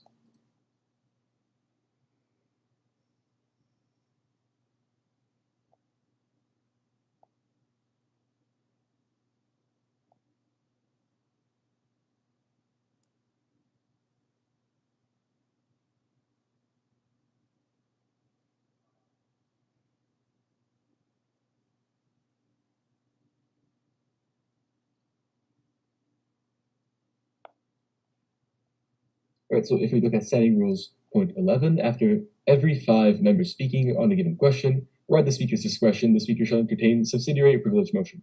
This is what I was referring to in that case. Does that answer your question? Yeah, it does. I was just wondering if you planned on honoring the 5, or if it was going to be your discretion, you were going to entertain the point of the motion to call the question. Because you said before going into the breakout room that you would entertain 5 more speakers. Yes, seeing as the motion was represented and as we had an enormous amount of points of orders, I will be entertaining the question, and we will be voting on it at this time. Once we're done taking all the points on the floor, as I did mention, we'll be stopping with the points that were already up in the air. And if somebody wishes to do a motion to appeal the decision of the chair, they can do so through the chat, and we'll be asking for a second, and we'll be debating it, and we'll be voting. Thank you very much. Much appreciated. Thank you, Mr. Thank you. Speaker. Member Andrew Zed. Hello, so thanks, Mr. Speaker. I have one question. The most absurd thing about this is that you're not letting the president, Darishan, speak, and he is currently in this call as well, so I find that very odd. Do you not wish to allow him to make a statement before conducting the vote? So I'll take it as a point of inquiry. President Daryanani had the chance to make a speech and did make a speech once the motion was presented. As such, I'm unsure as to what you're referring to. President Daryanani will have the chance to engage in debate if the motion is not called and the vote is not taken. It does not take place. With this, lastly, we'll take the point from Member Malawi. And then say, if one of you can say that a point.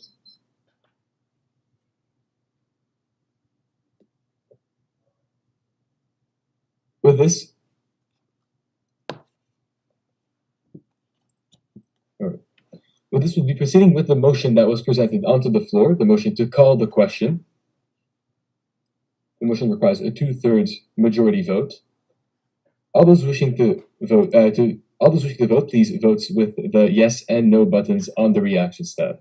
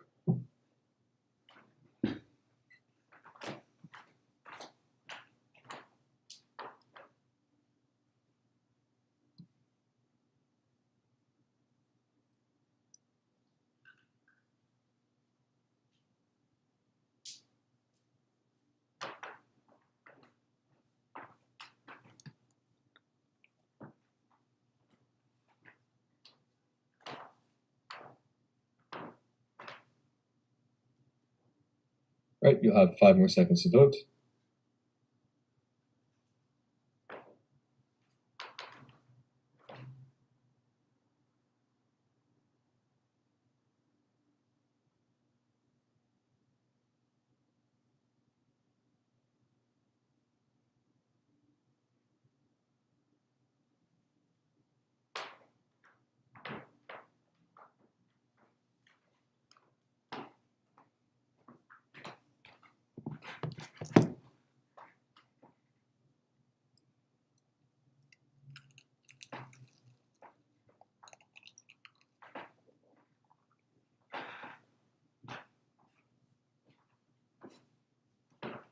Right?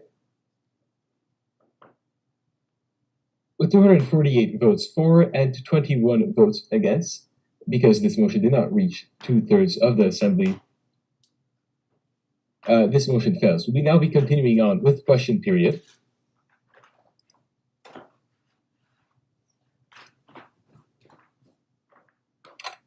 We'll be taking 5 questions at this time. All those wishing to ask a question, please raise your hands now.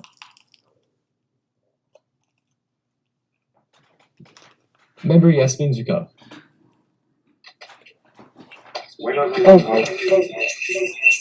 I had a question regarding Rida Maulawi's, the response to Rida Maulawi's question and the response it was met with. So I was just wondering, like, if asking questions is considered filibustering when we haven't even given enough time to allocate what we're here to discuss. I'll be taking this this mode as a point of inquiry. I don't make any such claims, and I think that such claims would be called out of order when made, as they were called out of order when Councillor Saad made them. Move on with the next question. Member Sasha Delouvrier. Thank you. This question, Mr. Speaker, is addressed to the movers and seconders of this motion. Now, the bulk of the motion is regarding improprieties by Officer Daryanani. Following the possible removal of Officer Daryanani, what tangible benefits would you see such removal have, not only on the equity at SMU, on the positive work environment that we're trying to create, but on the ability for members such as yourselves, counselors, to effectively do your job and advocate for students? Member Saad.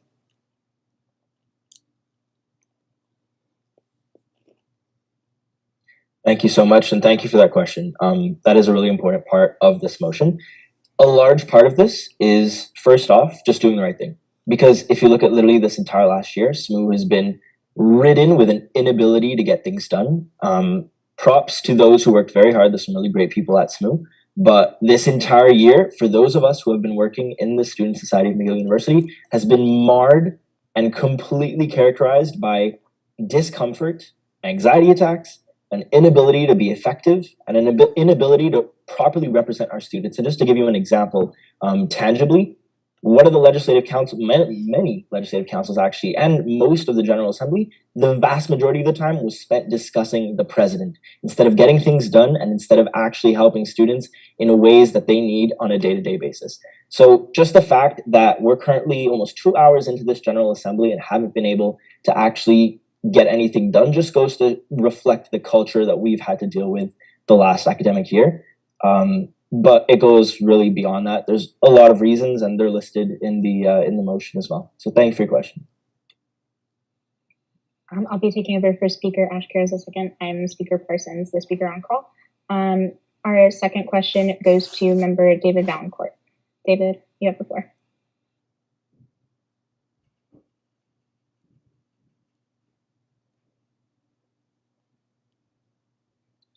Hello.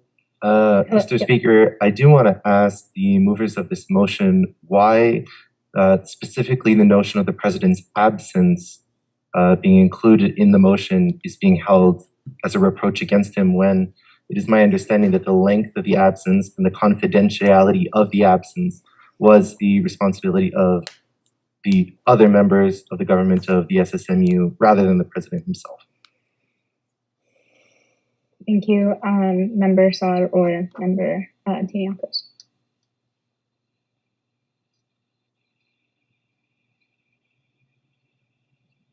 Thank you. So that's a great question. We're not using the previous motion that was moved by me and seconded by my co-rep Mary from management. We aren't using that as the basis for this motion. We're using that as an example and as a context provider for the confusion, for the lack of information, and as I mentioned earlier, the inability of council to really get much done in light of the amount of time we spent worrying about the president.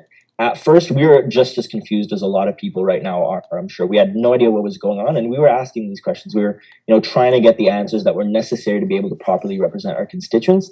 And I can speak from personal experience that a lot of people in management were very confused and were asking us to push for these questions and to push for transparency. So that's what we did this entire year. And based on all the evidence that we've collected over the last year, literally, we've spent hours doing this over and over, week after week. That's why we put together this motion. Thank you. Thank you. Our third question will go to Member Joshua Hill.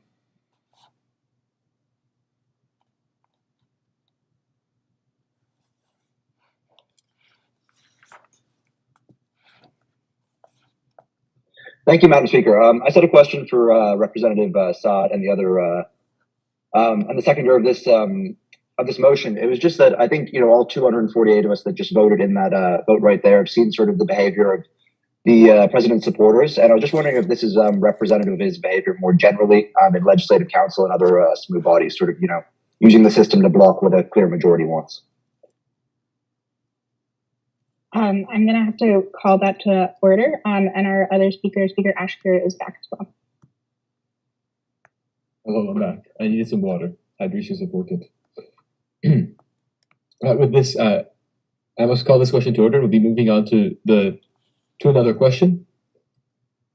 Member Plater. Thank you, Speaker. My question is to those who move this motion.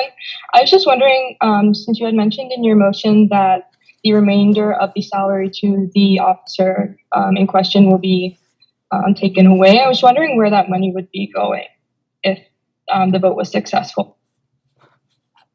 Member Perez Iniacos.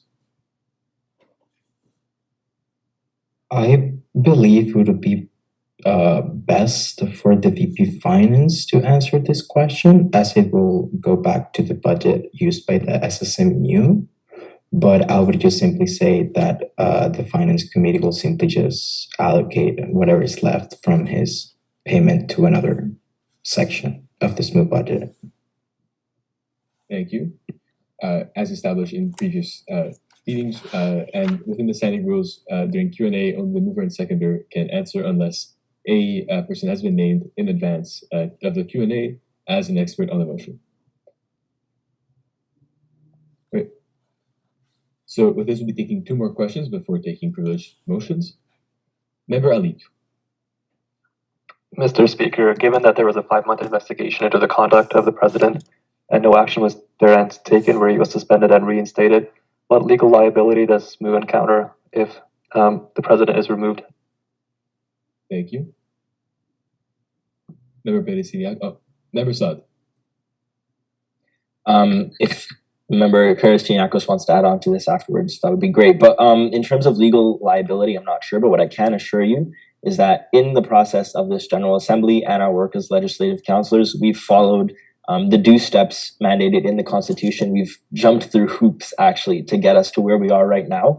It's taken a lot of hard work, but we made sure that everything was proper, that everything followed procedure, and that we went through the proper resources and systems to get us here. So for my part, and I speak for myself and other councillors that did help us on this motion, we have zero worry of any liability because we made sure that everything that we were doing was on the right side of things. Thank you for your question. Thank you. Member Michael. Yes, hi. I'm just wondering, is Daryanani the only executive to have received complaints this year? According to the Daily, another white executive received several complaints for mistreating employees, but does not appear to have been sanctioned in this way. And in relation to this question, why was the impeachment of VP External Sacha Delourier not included in this GA, even though his name was included in the initial petition? Thank you very much. Thank you. Member Perez-Iniacos. Yes, I can answer that. If I do not have the exact minutes of the General Assembly, but I did ask all the executives back then in February that if they received a letter with over 200 signatures from the student body, if they would resign. All of the executives present said yes, but President Daryanani, that includes VP Delourier, and to move forward this type of motion, we require like direct links, which we provide for President Daryanani, and we hope while we're working, it was difficult to prove this in the case of Vice President Delourier. However, as he mentioned that time in his answer, following that his letter, he received a letter with over 200 signatures as well, the Vice President Delourier stepped down and resigned. Thank you. With this, we'll be taking privilege motions at this time. Are there any questions on privilege motions before we take them? Any clarifications I can do? Member Frizzle. I would move to proceed to debate. Okay. I'll just take any further clarifications before we do so. Member Brew. I was just going to second Member Frizzle's motion, but if there's any other questions, I can wait to second. We'll be holding the motion and the second in reserve. Member Michael Dabansi. Yeah, so hang on. First, I'd like to request a clear answer to my question. Second, I'm a bit confused. Delouvrier has resigned. When did this happen? So I'll have to just call you to order really quickly. We'll be able to entertain that as a point of debate or question at once we are out from taking motions. At this time, it seems like the only motion on the floor is the motion to move on to debate procedures. With this, we'll be taking a vote on moving on to debate procedures as a simple majority. Please feel free to vote. So in this case, to clarify, we'll be continuing on to debate. There's about 5 minutes left on the total 20 minutes in accordance to the motion, but DICE may see that it is extended or may take a motion to extend.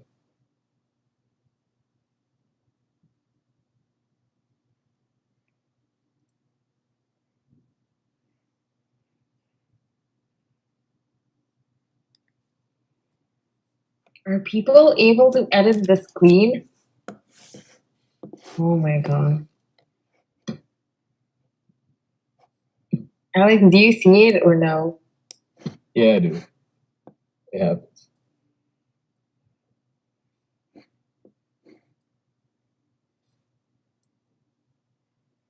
You'll be able to do that in your settings. You'll be able to disable it. Oh well. Seems like we're not prepared to deal with the immaturity of the student body. So mean. To note, we can see who writes, and as such will be removed from the meeting at this time.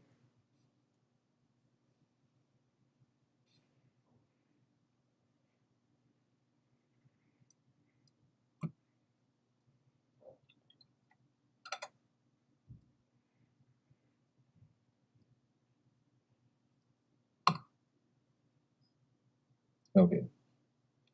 So as a reminder of the votes, we are voting on moving on to debate procedures. With a vote of 233 to 2, we will now be moving on to debate. At the diocese extension, will be extending the debate period to 10 minutes instead of the remaining 5, and we'll be taking anybody wishing to speak. I'd like to remind you all that any debate, any discussion must be directed to the dais, to the speaker. All those wishing to speak, please raise your hands now. Member Husa. Yeah, is this debate period? Just to be clear. Yes, this is the debate period. Yeah. Just for context for everyone, hi everyone, my name is Yara. I'm a counselor on legislative council and I'm a board member. Please direct the to the speaker. No, just like, bro, I'm just contextualizing Alex. Please. Okay, anyways, I would encourage everyone to vote yes on this motion. Because the president, Officer Daryanani, has caused a lot of harm for many people and a lot of feminine identifying people on SMU. And honestly, I mean, personally, I can say that this has been so distressing for me and for other women who can't speak today, but I would really urge everyone to vote in favor. I believe that that as a counselor, I could have advocated more. I could have done so much more if we didn't have all of these barriers and all of this sexism and inaccessibility at SMU. So please vote yes as a symbol of solidarity for feminine identifying people. Thank you. Member Zeke. Hi, Mr. Speaker. I would like to ask, wait, I have to direct it to you, sorry. I just want to call attention to a comment that was made earlier. I'm not specifying who, but it was mentioned this is someone's reputation on the line, and I would like to ask that we focus not on someone's reputation, but instead on the safety of people who are marginalized and oppressed in society, and that we focus then on people's safety and not people's reputation, because honestly, I don't care. Thank you. Member Tara Langry. Can you hear me? Okay, so hi, Mr. Speaker. I'm just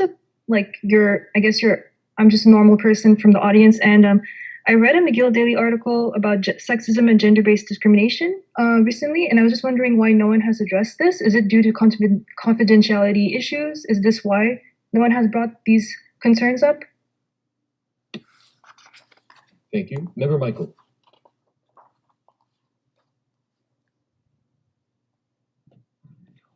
Yeah, could you guys hear me? Yes. Cool. Okay.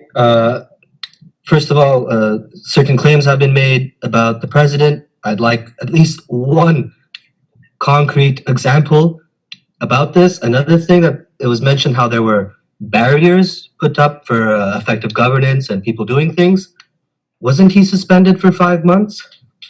And also, I mean, how do you expect me to vote on this when every single time somebody asks for evidence or proof, the claim is made that this is confidential? Like that's just not right. Thank you. Thank you. Before we continue on with speakers, Parliamentarian Cowart, we cannot see the time. Thank you. Is it okay? Yes, can you please reset it for every speaker? The speaking time is 1 minute. Of course. Thank you. Member Saad. Thank you so much. Some of you brought up really great points. Tara brought up the McGill Daily article about sexism in the SSMU, which was addressed in Legislative Council at the time, and it's what actually culminated into this motion. All those articles have led to this moment. I think it was Zeke who mentioned reputation, and that is something to consider for sure, but it goes beyond reputation and the interpersonal conflict and damage that has been done. It goes beyond an inability for us as councillors to do our jobs.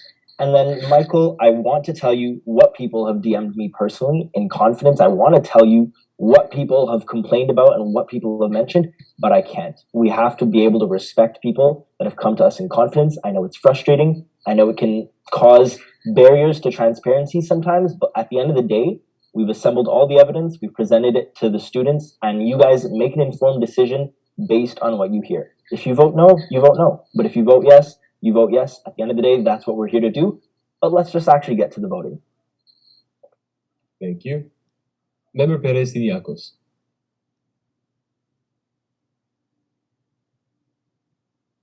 Thank you, Mr. Speaker. I just wanted to echo the comments made by Councillor Saad, and just to further elaborate on the fact that we have compiled all the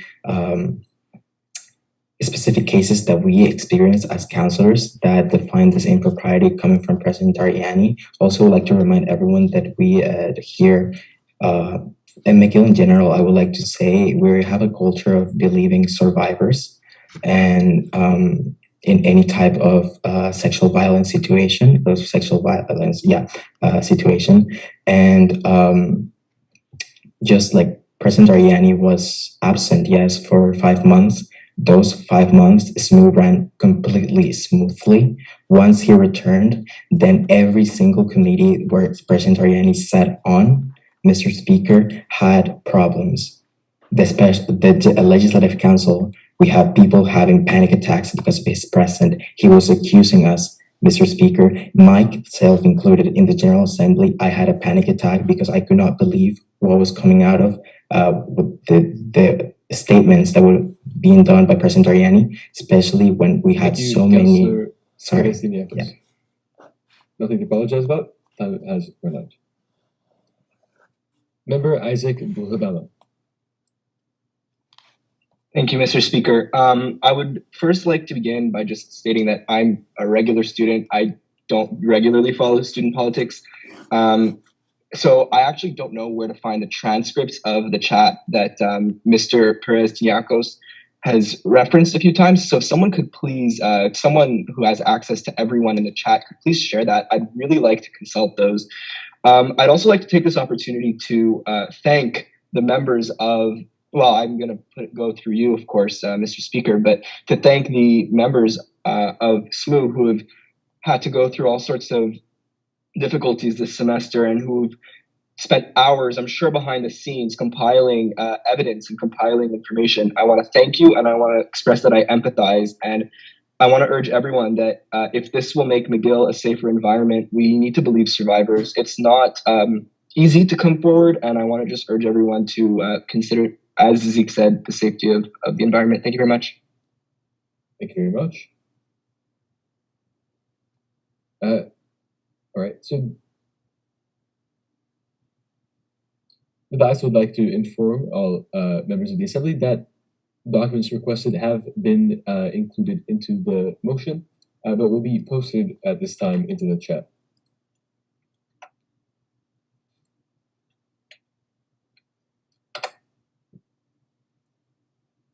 Okay. Member Mary Zhang. Thank you, Speaker. As a councillor who was elected with one of my tenets of my campaign being transparency, I totally understand the frustration that is in this meeting right now coming from our constituents. However, I would like to reiterate that the topic at hand is extremely sensitive to the people that are concerned. I would like to implore the Speaker to ask the audience if they would feel comfortable with their most intimate moments, their mental health, their struggles, personal insults thrown at them, things that have made them feel dehumanized, if they would feel comfortable with that thrown about the world. As a woman of color that have had this happen to me in the past, I will say I personally would not enjoy that happening, and I would do anything to prevent that from happening. We should not have to hear about how exactly at the details, the dehumanizing details of how people were dehumanized and undermined and had their humanity taken away just to make a call of action in the right direction. And I urge that we move on to voting as soon as possible and that the students' voices be heard. Thank you, Speaker. Thank you. Member Gurung. Hi, yeah, so I am also a counselor on the Legislative Council, and personally, I am very comfortable sharing my personal experiences with the president if we would like to hear, some clear, distinct examples. And I will say again, this is a very sensitive matter, and I have had many people message me personally, legislative counselors, and just general members of the gallery observing this to ask if I'm okay and, raising their own concerns. But I will just speak to my own personal experience because I have no problem sharing that. Though I think it is important to, keep in mind what Mary Zhang has just said. These are really personal situations, and some people are not comfortable having that put on blast to 370 people. With that being said, at the most recent SMU GA, I had various interactions with the president, and I found his tone to be very harsh, very aggressive. At times, I believe he was even called out of order for not using proper parliamentary language. And I felt very threatened by his tone, and that made me very uncomfortable, very anxious. And other members of the gallery, people that I don't even know, messaged me after to ask.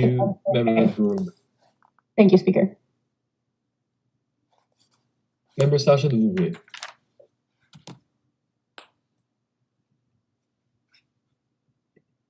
Thank you, Mr. Speaker. And I'd like to touch a little bit more upon this idea of confidentiality that's been brought up so many times. And Mr. Speaker, I would like to echo the points made by Councillor Saad and Zhang.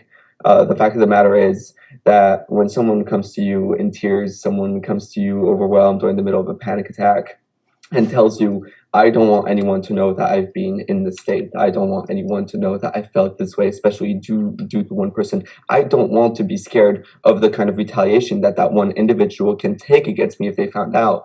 Of course, you keep their who they are confidential. And it saddens me to do that because I did resign a couple of days ago, effective next Monday, but I am going to echo the points of Councillor Gurung, and while I'm not as comfortable going into as much depth and detail, being around the president has created a very hostile environment for me personally, in which I know that I've suffered from great mental illness. and I urge everyone to consider that I am Thank you, the least of your concerns. Member Louvre. Member Goldberger. Hi, yeah, okay, so quick question.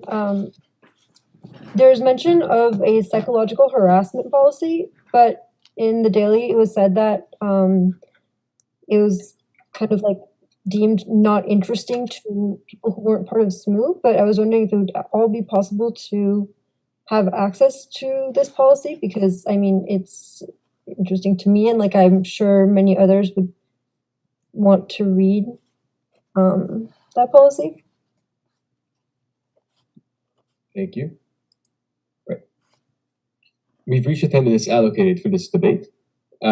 We'll be closing the speakers list at this time, but we'll be entertaining the speakers that have joined onto the speakers list.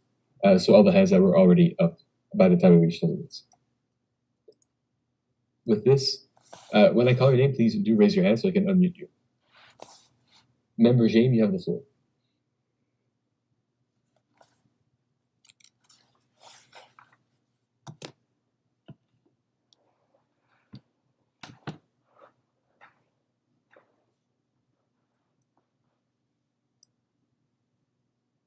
Once, twice. Okay, moving on. Member Dungani.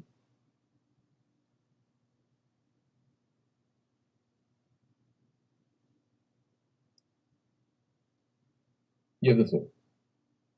Hello, thank you, Mr. Speaker. I just had a question. I rarely follow student politics, and my question was that in order to make an effective decision about if the Officer Daryanani has violated the SSM Constitution, is there a document that all this evidence is shown so I can properly make a decision? Thank you. Member Delphine Elie Saint-Germain.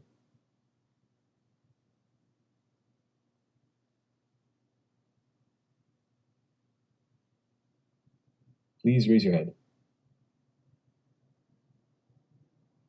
Thank you. You have the floor. Thank you. Actually, I just wanted to once again echo the what we've mentioned about confidentiality. I know we mentioned it multiple times. I'm not more involved in that in this situation. Actually, not at all. But I still think it's just for respect to the potential victims. This is why we try to maintain confidentiality, and I am here to respect that. I just hope that everyone understands that, and that's all I have to say.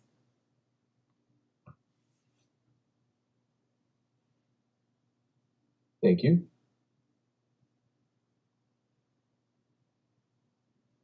Member Nazad Agduki. Yes, thank you. Also, my name is spelled Nadia space Dakdouki, just for reference. One thing I wanted to point out is first that confidentiality actually helps protect people on both sides of the issue. So in case of allegations, it's not simply for victims or complainants, but also for the accused, if we want to call them that, which is why cases cannot be discussed. And not necessarily on that point, but the motion that has been brought forward has been about a lot of the workings within Legislative Council, of which I am a councillor myself. And I've seen personally, it's not directly talking about any of the allegations of sexism or any of these allegations specifically against the president. These are in fact talking about how, as many people have echoed before, the working within Legislative Council and within SMU in general is being held back by the presence of the president, and that is why this motion has been brought forward for the removal of the officer. So just keep in mind. Yeah, thank you. Member Gida Maloney.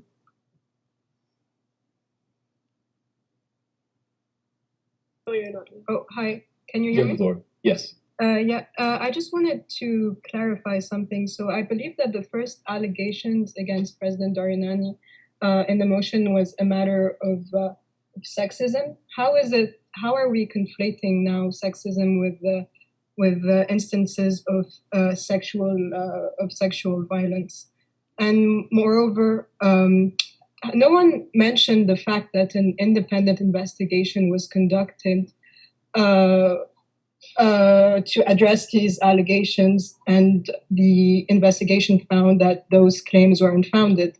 And finally, I just wanted to bring that point up. Has anyone considered that Darshan's tone was angry because he had just been suspended for 4 months for no reason? It feels, I don't know if you guys are noticing, but it feels like all of you are ganging up on President Daryanani, and he can only defend himself.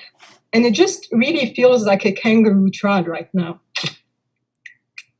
Yes. Thank you. Member Ashna Naidu. Hi. Again, representing the J Board and Chief Justice Nikita Tafazoli, I'd like to remind everyone that the Chief Justice has the ability to overrule motions, and given that this is a parliamentary debate currently, it coalesces with Section 5.8 of the internal regulations. So, yeah. Thank you very much. Member Emily Black. Hi. Who has spoke about their experiences, and I just wanted to say Sorry, Member that Emily Black, we missed the beginning of your speech. You may restart your time. okay, sure, thank you. I just wanted to thank everyone who has shared their experiences and their frustrations and spoke today. And I just wanted to say that this issue has been discussed at length for months by several people. So, like many people in many situations, there are many articles. I personally have devoted a lot of my time to this, and so has like current student journalists. Yeah, and I just don't understand why we are acting as if this was a rash or unfounded decision. And the fact that we are still entertaining the questions that are being asked is really frustrating. And yeah, I would just like us to move on. Thank you. Member David Vaillancourt. Hello, Mr. Speaker. I also want to thank members for clarifying the experiences they've had with President Daryanani. I think it's extremely important and very insightful as someone who also perhaps does not have as much background in student politics. In that way, I am in the line with comments made by another member whose name escapes me, pardon me, don't understand how the SMU could have, quote, functioned perfectly for 5 months, had the president's suspension extended several times, and had an independent investigation clear him, and now suddenly this motion has been in consideration for a very, very long time. I don't understand how it would not have passed if such a motion was required or due or proper at the time when, again, SMU was, quote, running perfectly or running smoothly. So although I really want to support survivors, and of course, behavior that is accusing the president, or rather the behavior that the president is accused of is unacceptable. I do wonder why this has not been addressed more quickly if it is a simple matter of moving on and passing motions. Member Kusa. Yeah, thank you, Speaker. I just wanted to reiterate the fact, like what has been said before. Confidentiality is here to protect survivors and to also ensure the integrity of the complaint process. Because if we reveal people's identities, people won't complain anymore. And if I may speak personally, I honestly urge all of you to vote in favor of this, because me and other women are honestly at a breaking point right now. And just in general, not to question what people are saying, especially when people testify of their personal experiences, that might be good. But anyway, thank you all so much for attending this GA. It means a lot to a lot of people. So thank you. Thank you. Member de la Renzi, He argued against a fee increase for the you have the floor. Okay, and the argument was something, I don't know, something he had like against it. Member de la Renzi, And said this was Sorry, am I on? yes. Oh, excuse me. Yes. Yeah. Okay. I've got a few things to say. I do believe that it's important to believe survivors. Of course, I don't think anybody here would deny that. The point that I'm trying to make here is that we're not asking for details. We're asking for proof. It goes without saying, and I don't think I need to remind anybody here that a person is innocent until proven guilty. And as far to my understanding, all the allegations that were made proved to be inconclusive. Yeah, I'd like to take this moment to thank Rida for being the voice of reason. Thank you. Thank you. And I'll call President Daryanani. If you could please raise your hand so I can unmute.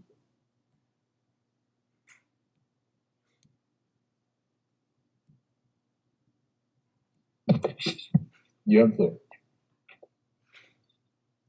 Thank you, Mr. Speaker, and thank you all for sharing your concerns. I'm a little disappointed in the process right here. Quite frankly, I filed complaints against an executive for having racially targeted me since before my term even began, and that investigation took 7 months. And when that investigation concluded, even though it was a founded complaint, all that happened was that executive was given equity training. And here, I haven't even worked with many of you, and I'm hearing things that from people I don't even know. It seems a little interesting to me that the term sexual violence is being thrown around and survivor centricity is being thrown around when I haven't hurt anyone. If my suspension is what harmed you, trust me when I say this, it has harmed me in ways that you cannot even imagine. I'm here because I wanted to run for this role on a platform of anti-oppression, anti-racism, equity, advocacy. But Councillor Saad, I'd like to point out to you, President I'm not Daryanani. here. Can I motion to extend my time? No, but you'll be able to re-sign on for the speakers list if the debate continues after we have expired the speakers list. To note, there are 3 more people on the speakers list, which was cut off after 10 minutes of debate.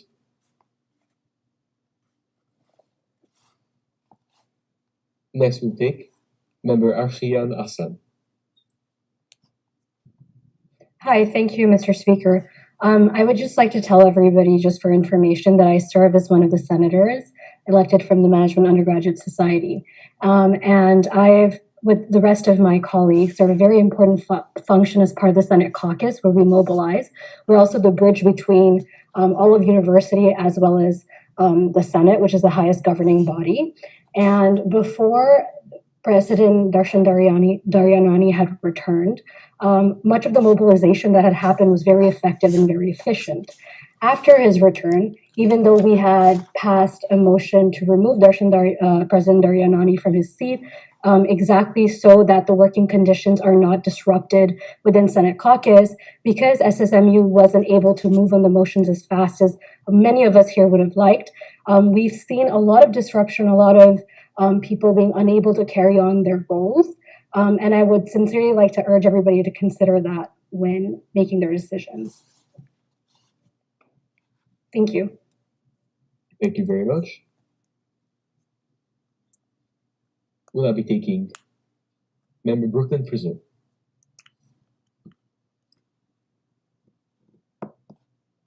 Thank you, Speaker.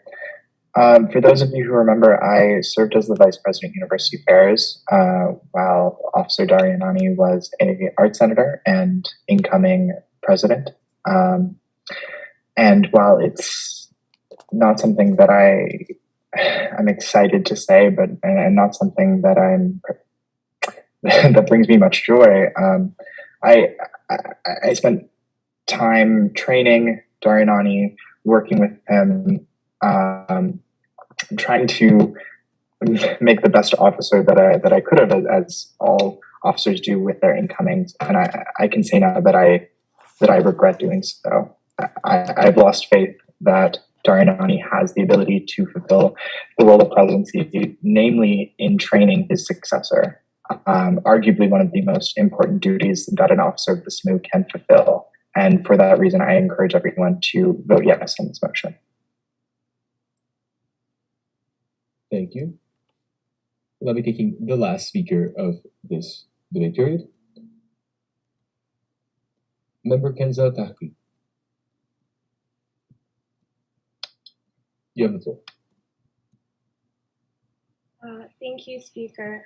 So in my opinion, the ultimate issue with President Daryanani and what a lot of people have been echoing is his inability, unwillingness, and really just utter refusal to take accountability. As has been iterated multiple times, the motion is not about the actual allegations and the investigation that did come up as unconclusive, but about his behavior in multiple LC meetings. When the president has been told time and time again that he makes people uncomfortable, when directors on the board of the SMU are resigning because his presence makes them that uncomfortable, and his only reaction is to claim that they're racially attacking him without showing any remorse, any sympathy, any empathy. I mean, this is not something that we can accept and to continue as students, some of whom are financially independent, to continue paying for his $30,000 salary. Thank you very much. Thank you. With this, we have reached the end of the speakers list, and we had already previously reached the end of the time allotted for this point. I'll be taking any motions on the floor, but I'll be asking everybody to put their hands down at this time unless you have a motion.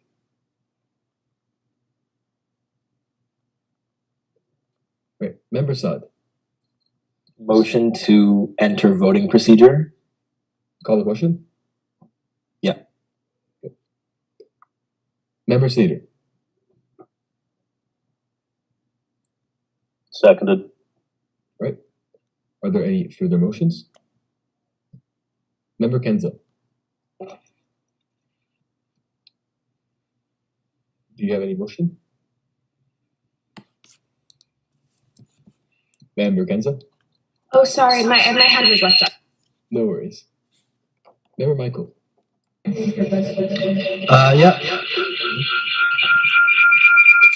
Sorry about that. I just want a clarification. Are we moving to vote? No, we're taking any motions on the floor, including an extension to this current debate, or a motion to call the question and enter voting procedure. Yeah, I'd like to continue debating, please. Right.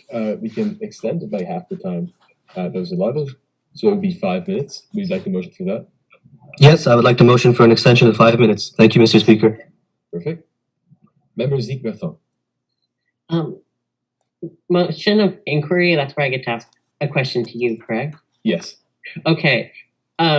Because there's been a motion to vote and a motion to extend, are we voting on each, or how is that? Sorry, I'm confused. So if there's a second for the motion to extend, we'll be voting on each, starting from the first one that was presented, which is a motion to call the question. If the motion to call the question passes, we'll be calling the question and that's it. If it doesn't, we'll be moving on to the motion to extend. If the motion to extend fails, we'll be anyways moving on to the next point of the agenda, which will be voting. Thank you. Okay. All right. Are there any seconds to the motion to extend? Member Ashland. Hi, this is just on behalf of the J Board and Chief Justice Nikita, who can also speak if necessary, but the motion is invalid to extend. We'd like to overrule. Could you send me the information in the chat, and I'll be able to just discuss it with the dais?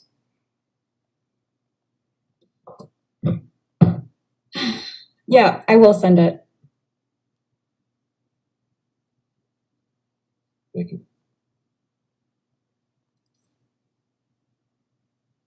Right. In the meantime, while we receive this motion, I'll be taking a second to the motion, with the knowledge that it may be overruled by J-Board. Before I do so, I would like to note that there's been a few instances of hot mic and a few instances of feedback. I'd like to ask that you just be mindful of that and make sure to avoid it. particularly if you're in the same room as other people currently in the meeting. Member Adam Benzalgi. Yeah, hello. I would also like to extend. I mean, we're putting a man on trial here. We could at least let him speak for a bit. Thank you. Thank you very much. We'll be taking this as a second to the motion to extend for 5 minutes.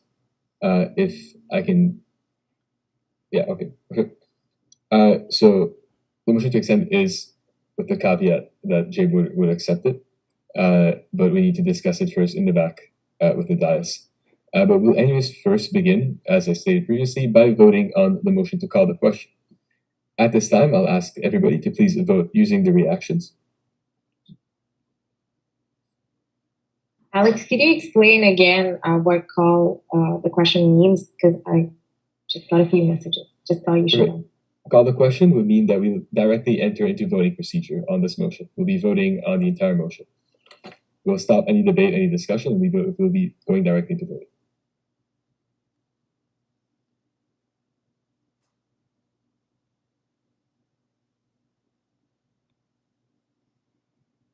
Asha? Oh. There you go. So it's not allowing me to copy or paste it, but I can read it out loud if that's preferable. Could you possibly? It's section 5.8, ruling on motions of the internal regulations of governance in the Constitution. Of what, sorry? Of the internal regulations of governance. Perfect. It's section 5.8, ruling on motions. Right. Please allow the dais a few minutes, but we'll first be taking the vote on calling the question. In that case, this entire concern would be rendered irrelevant. I have a point of order in the chat. Adrien Tessier, if you could raise your hand for the point of order. So I can unmute you. Thank you. Yes. Hi, thank you very much. I'd just like to clarify which motion the J board is trying to overrule. Right. So we'll deal with the J board is dealing with the motion to extend debate on the motion. So motion to motion. They want to discuss for 5 minutes extra. Okay, so it's not the substantive motion. No, it's the motion to extend to debate. Okay, thank you very much, Mr. Speaker. It's a pleasure.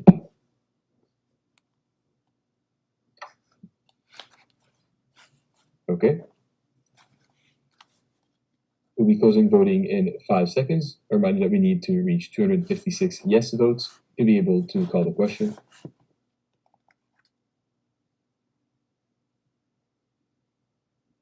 All right, we're closing voting with 265 votes for and 6 votes against. At this time, the question has been called. We'll be moving into voting procedure.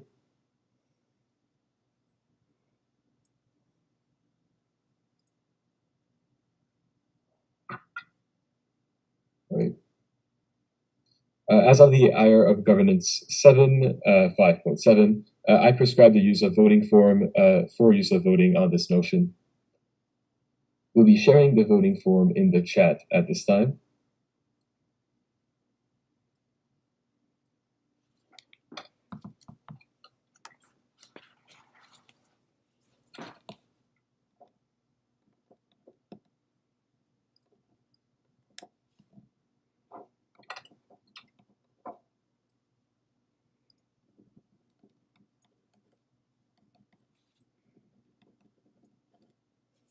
Alex, I think Eric has a point. Yes, I see it. I'm just copying the motion. We'll be taking the point in a second. Thank you. Right.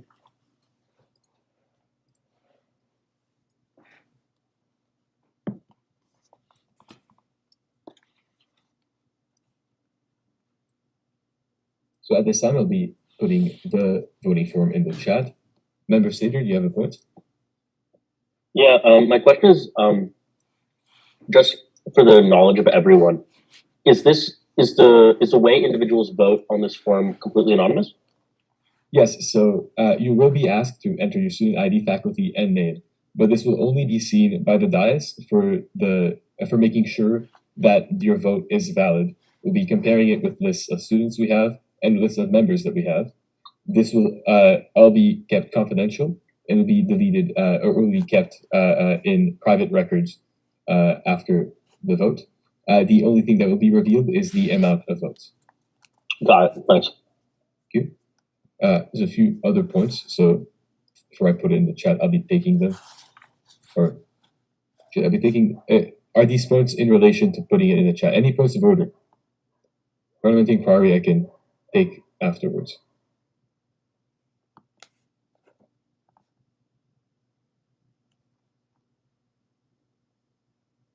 Member Jaiswal, is that a point of order?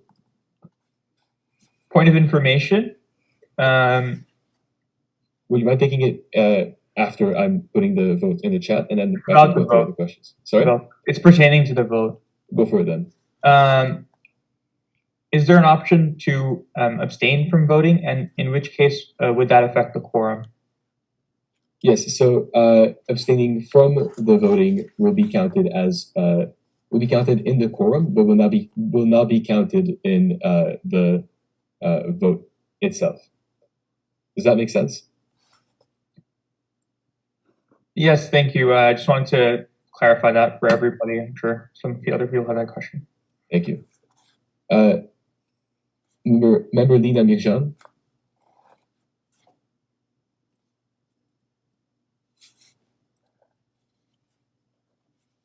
Yeah, hi, thank you, Speaker.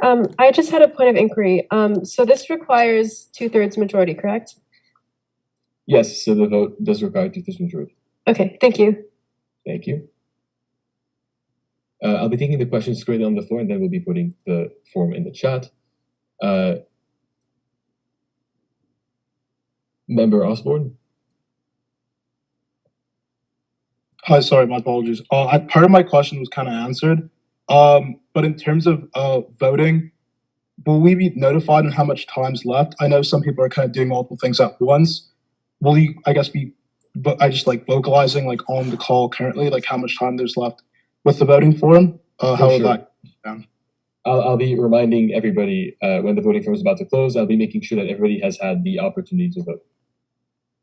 Okay, perfect. Thank you. Pleasure. Member Sticks. Yes. So I was wondering if you have to be on the list of like meeting participants to vote. Yes, we'll be cross-referencing with the list of meeting participants because you will not have the full context of the meeting if you are not within the meeting at the time of voting. Member Saad. Yeah, I was just wondering if you could explain to everyone here make it abundantly clear the difference between an abstention and a yes, and what is required to obtain what result, just so that there's no confusion and no, I guess, issues. Absolutely. So when you're going to be opening the voting form, you have three options. The first will be in favor, en faveur. This is the option if you wish to vote for this motion. And would, if you scroll a bit up on the motion, Jazz, would enact all of these clauses, as you can see. The second option would be opposition, en opposition. This would be against all these clauses, and if this wins, it will not, any of the clauses will not be enacted. The last option is abstention, abstain, or abstain, abstention. This option makes it so that your vote does not count on the yes or no question, but does count on the quorum. That means on the 350 votes that are required for this vote to stand. Does that make sense? Member Giswell, I got your question from the chat. This will be the meeting participants list at the time of sending the vote, which is now. So please open the vote and you'll be able to vote now.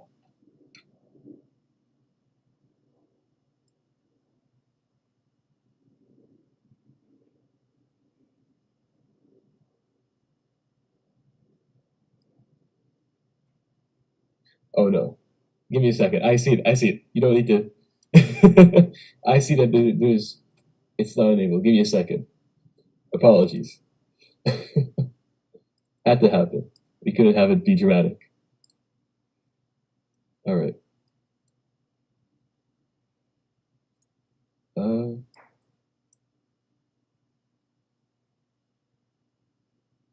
Jazz, if you could help me turn off the permission thing. Of course.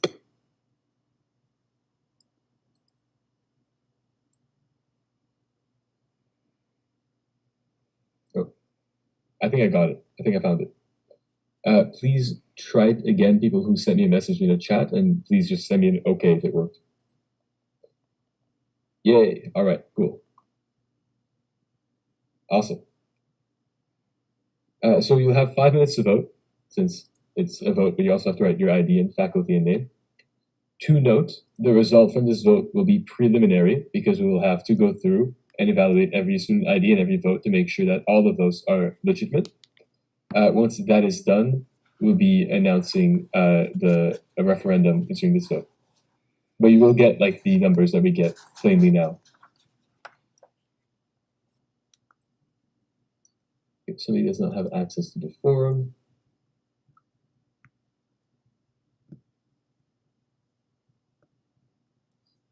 if you do not have access to the forum, could you? Oh, okay. Never mind. Sorry, it works. Perfect.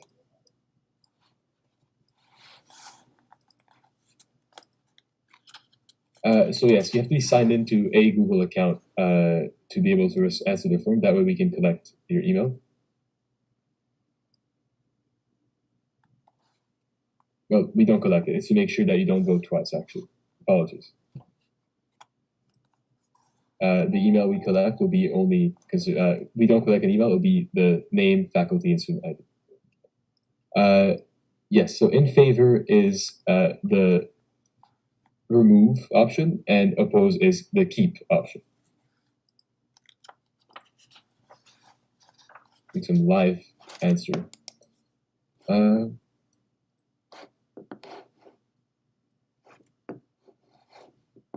If you're unsure about your school, for example, the school of social work, you can write your school and then put it in parentheses arts. Technically, the faculty is arts, if I'm not mistaken. Okay, works perfect.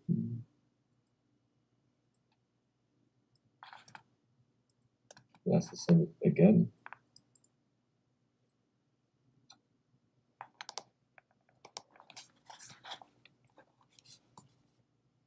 Alex, can I ask for a little help here? Yes, with what? With the screen. Do you not see it? Oh, you want to just turn off the screen share, and we can note down whoever made this. So I wasn't watching the screen. And there's like this assumption that students are mature.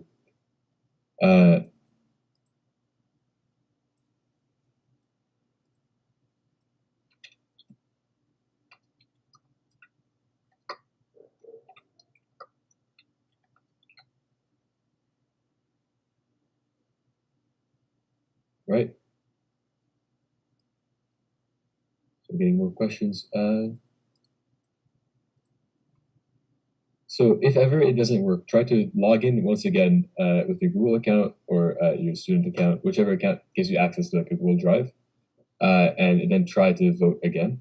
If it still doesn't work, send me a message and we can figure out another solution. Somebody said it helped when they went to incognito mode, so try that maybe.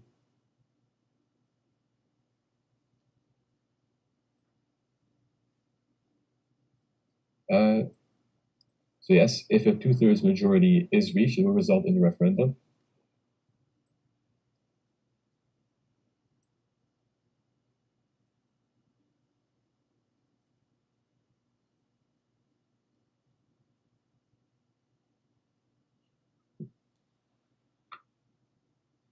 Apologies, not referendum. Online ratification is the proper term for the following step.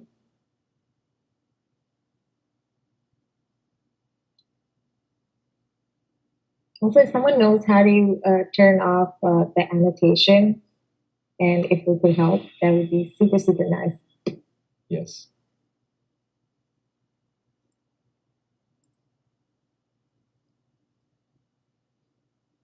Right. Gotta note that if you're using a SSMU email, sometimes it won't let you fill it out in non-incognito mode, so it's not working. We'll be continuing the voting period for another 2 minutes. Are these questions? Member Shirley Hall. Hi. It was just about the annotations. So the person who controls the Zoom can turn that off. It's next to the share screen button. Usually, there should be like some settings, and that's where you can turn off the annotations. Thank you. Yeah, is it, because I tried, I don't see it. Oh, someone sent me a whole guide. Thank you. No, but thank you guys for helping out. It really means a lot. I'm gonna try and fix that. Thank you very much. Member Joshua Hill. Yeah, I was just wondering if we leave the meeting once we've submitted our vote, will our vote still be counted? Yes, but if the meeting reaches less than 350 people, it will automatically become a consultative assembly. I would highly recommend that you stay until the 2 minutes are elapsed and that we just close the meeting. Member Charlotte Goldberger. Yeah, this is literally just about the Zoom annotation thing. Okay, so can I have more than 1 minute to explain this? Yes, go ahead. We're just taking like inquiries. We're voting. Okay, so if you you can see account settings, and then you can click the meeting tab. Under meeting, like under in meeting, you can see that like annotation setting will be like you can disable it basically there. Do you see it? In account settings? Yeah, so okay, so you go you sign into Zoom, obviously like you're in right now. Then you go into account management and then account settings. And then you click the meetings tab. And in there's a setting that says like under in meetings basic, it should say like annotations or annotation, and that will that will tell you that will either let you enable it or disable.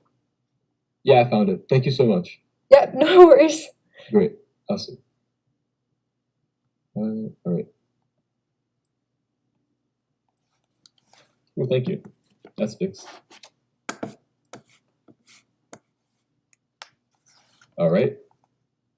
30 more seconds. Has anybody not been able to vote? Please raise your hand if you have not, and we'll be able to extend this.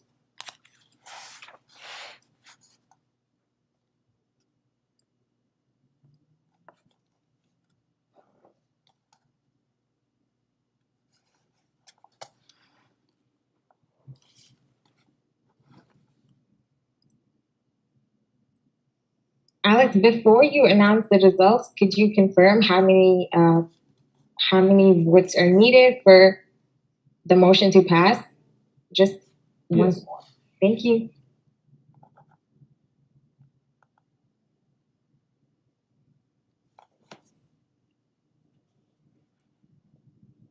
Right, so it will be 264 votes. 265 because we round up. Okay. Any last points? We'll be closing the vote. All right, the vote has been closed. Some people have already left the meeting. So I actually must adjust the voting options. So it would actually be 267 votes required.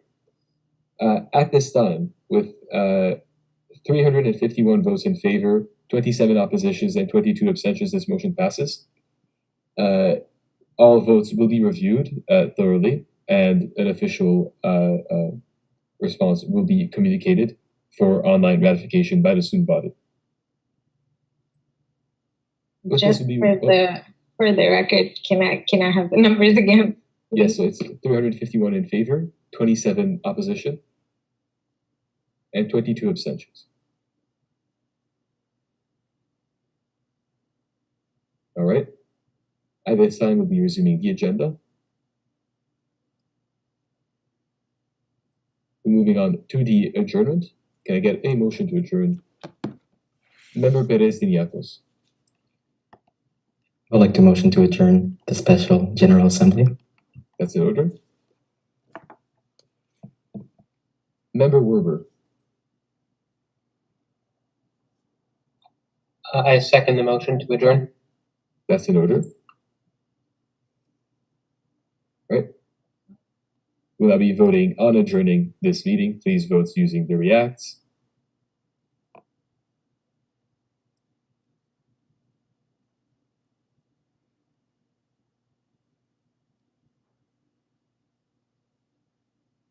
Right, with this, the General Assembly, Special General Assembly of April 11th, 2022 is adjourned.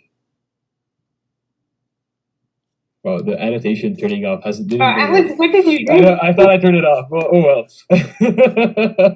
Thank you for a nice message then. Everybody, thank you for being here and thank you for participating in student democracy. Have a good evening. Have good exams. I have to go study. Recording stopped.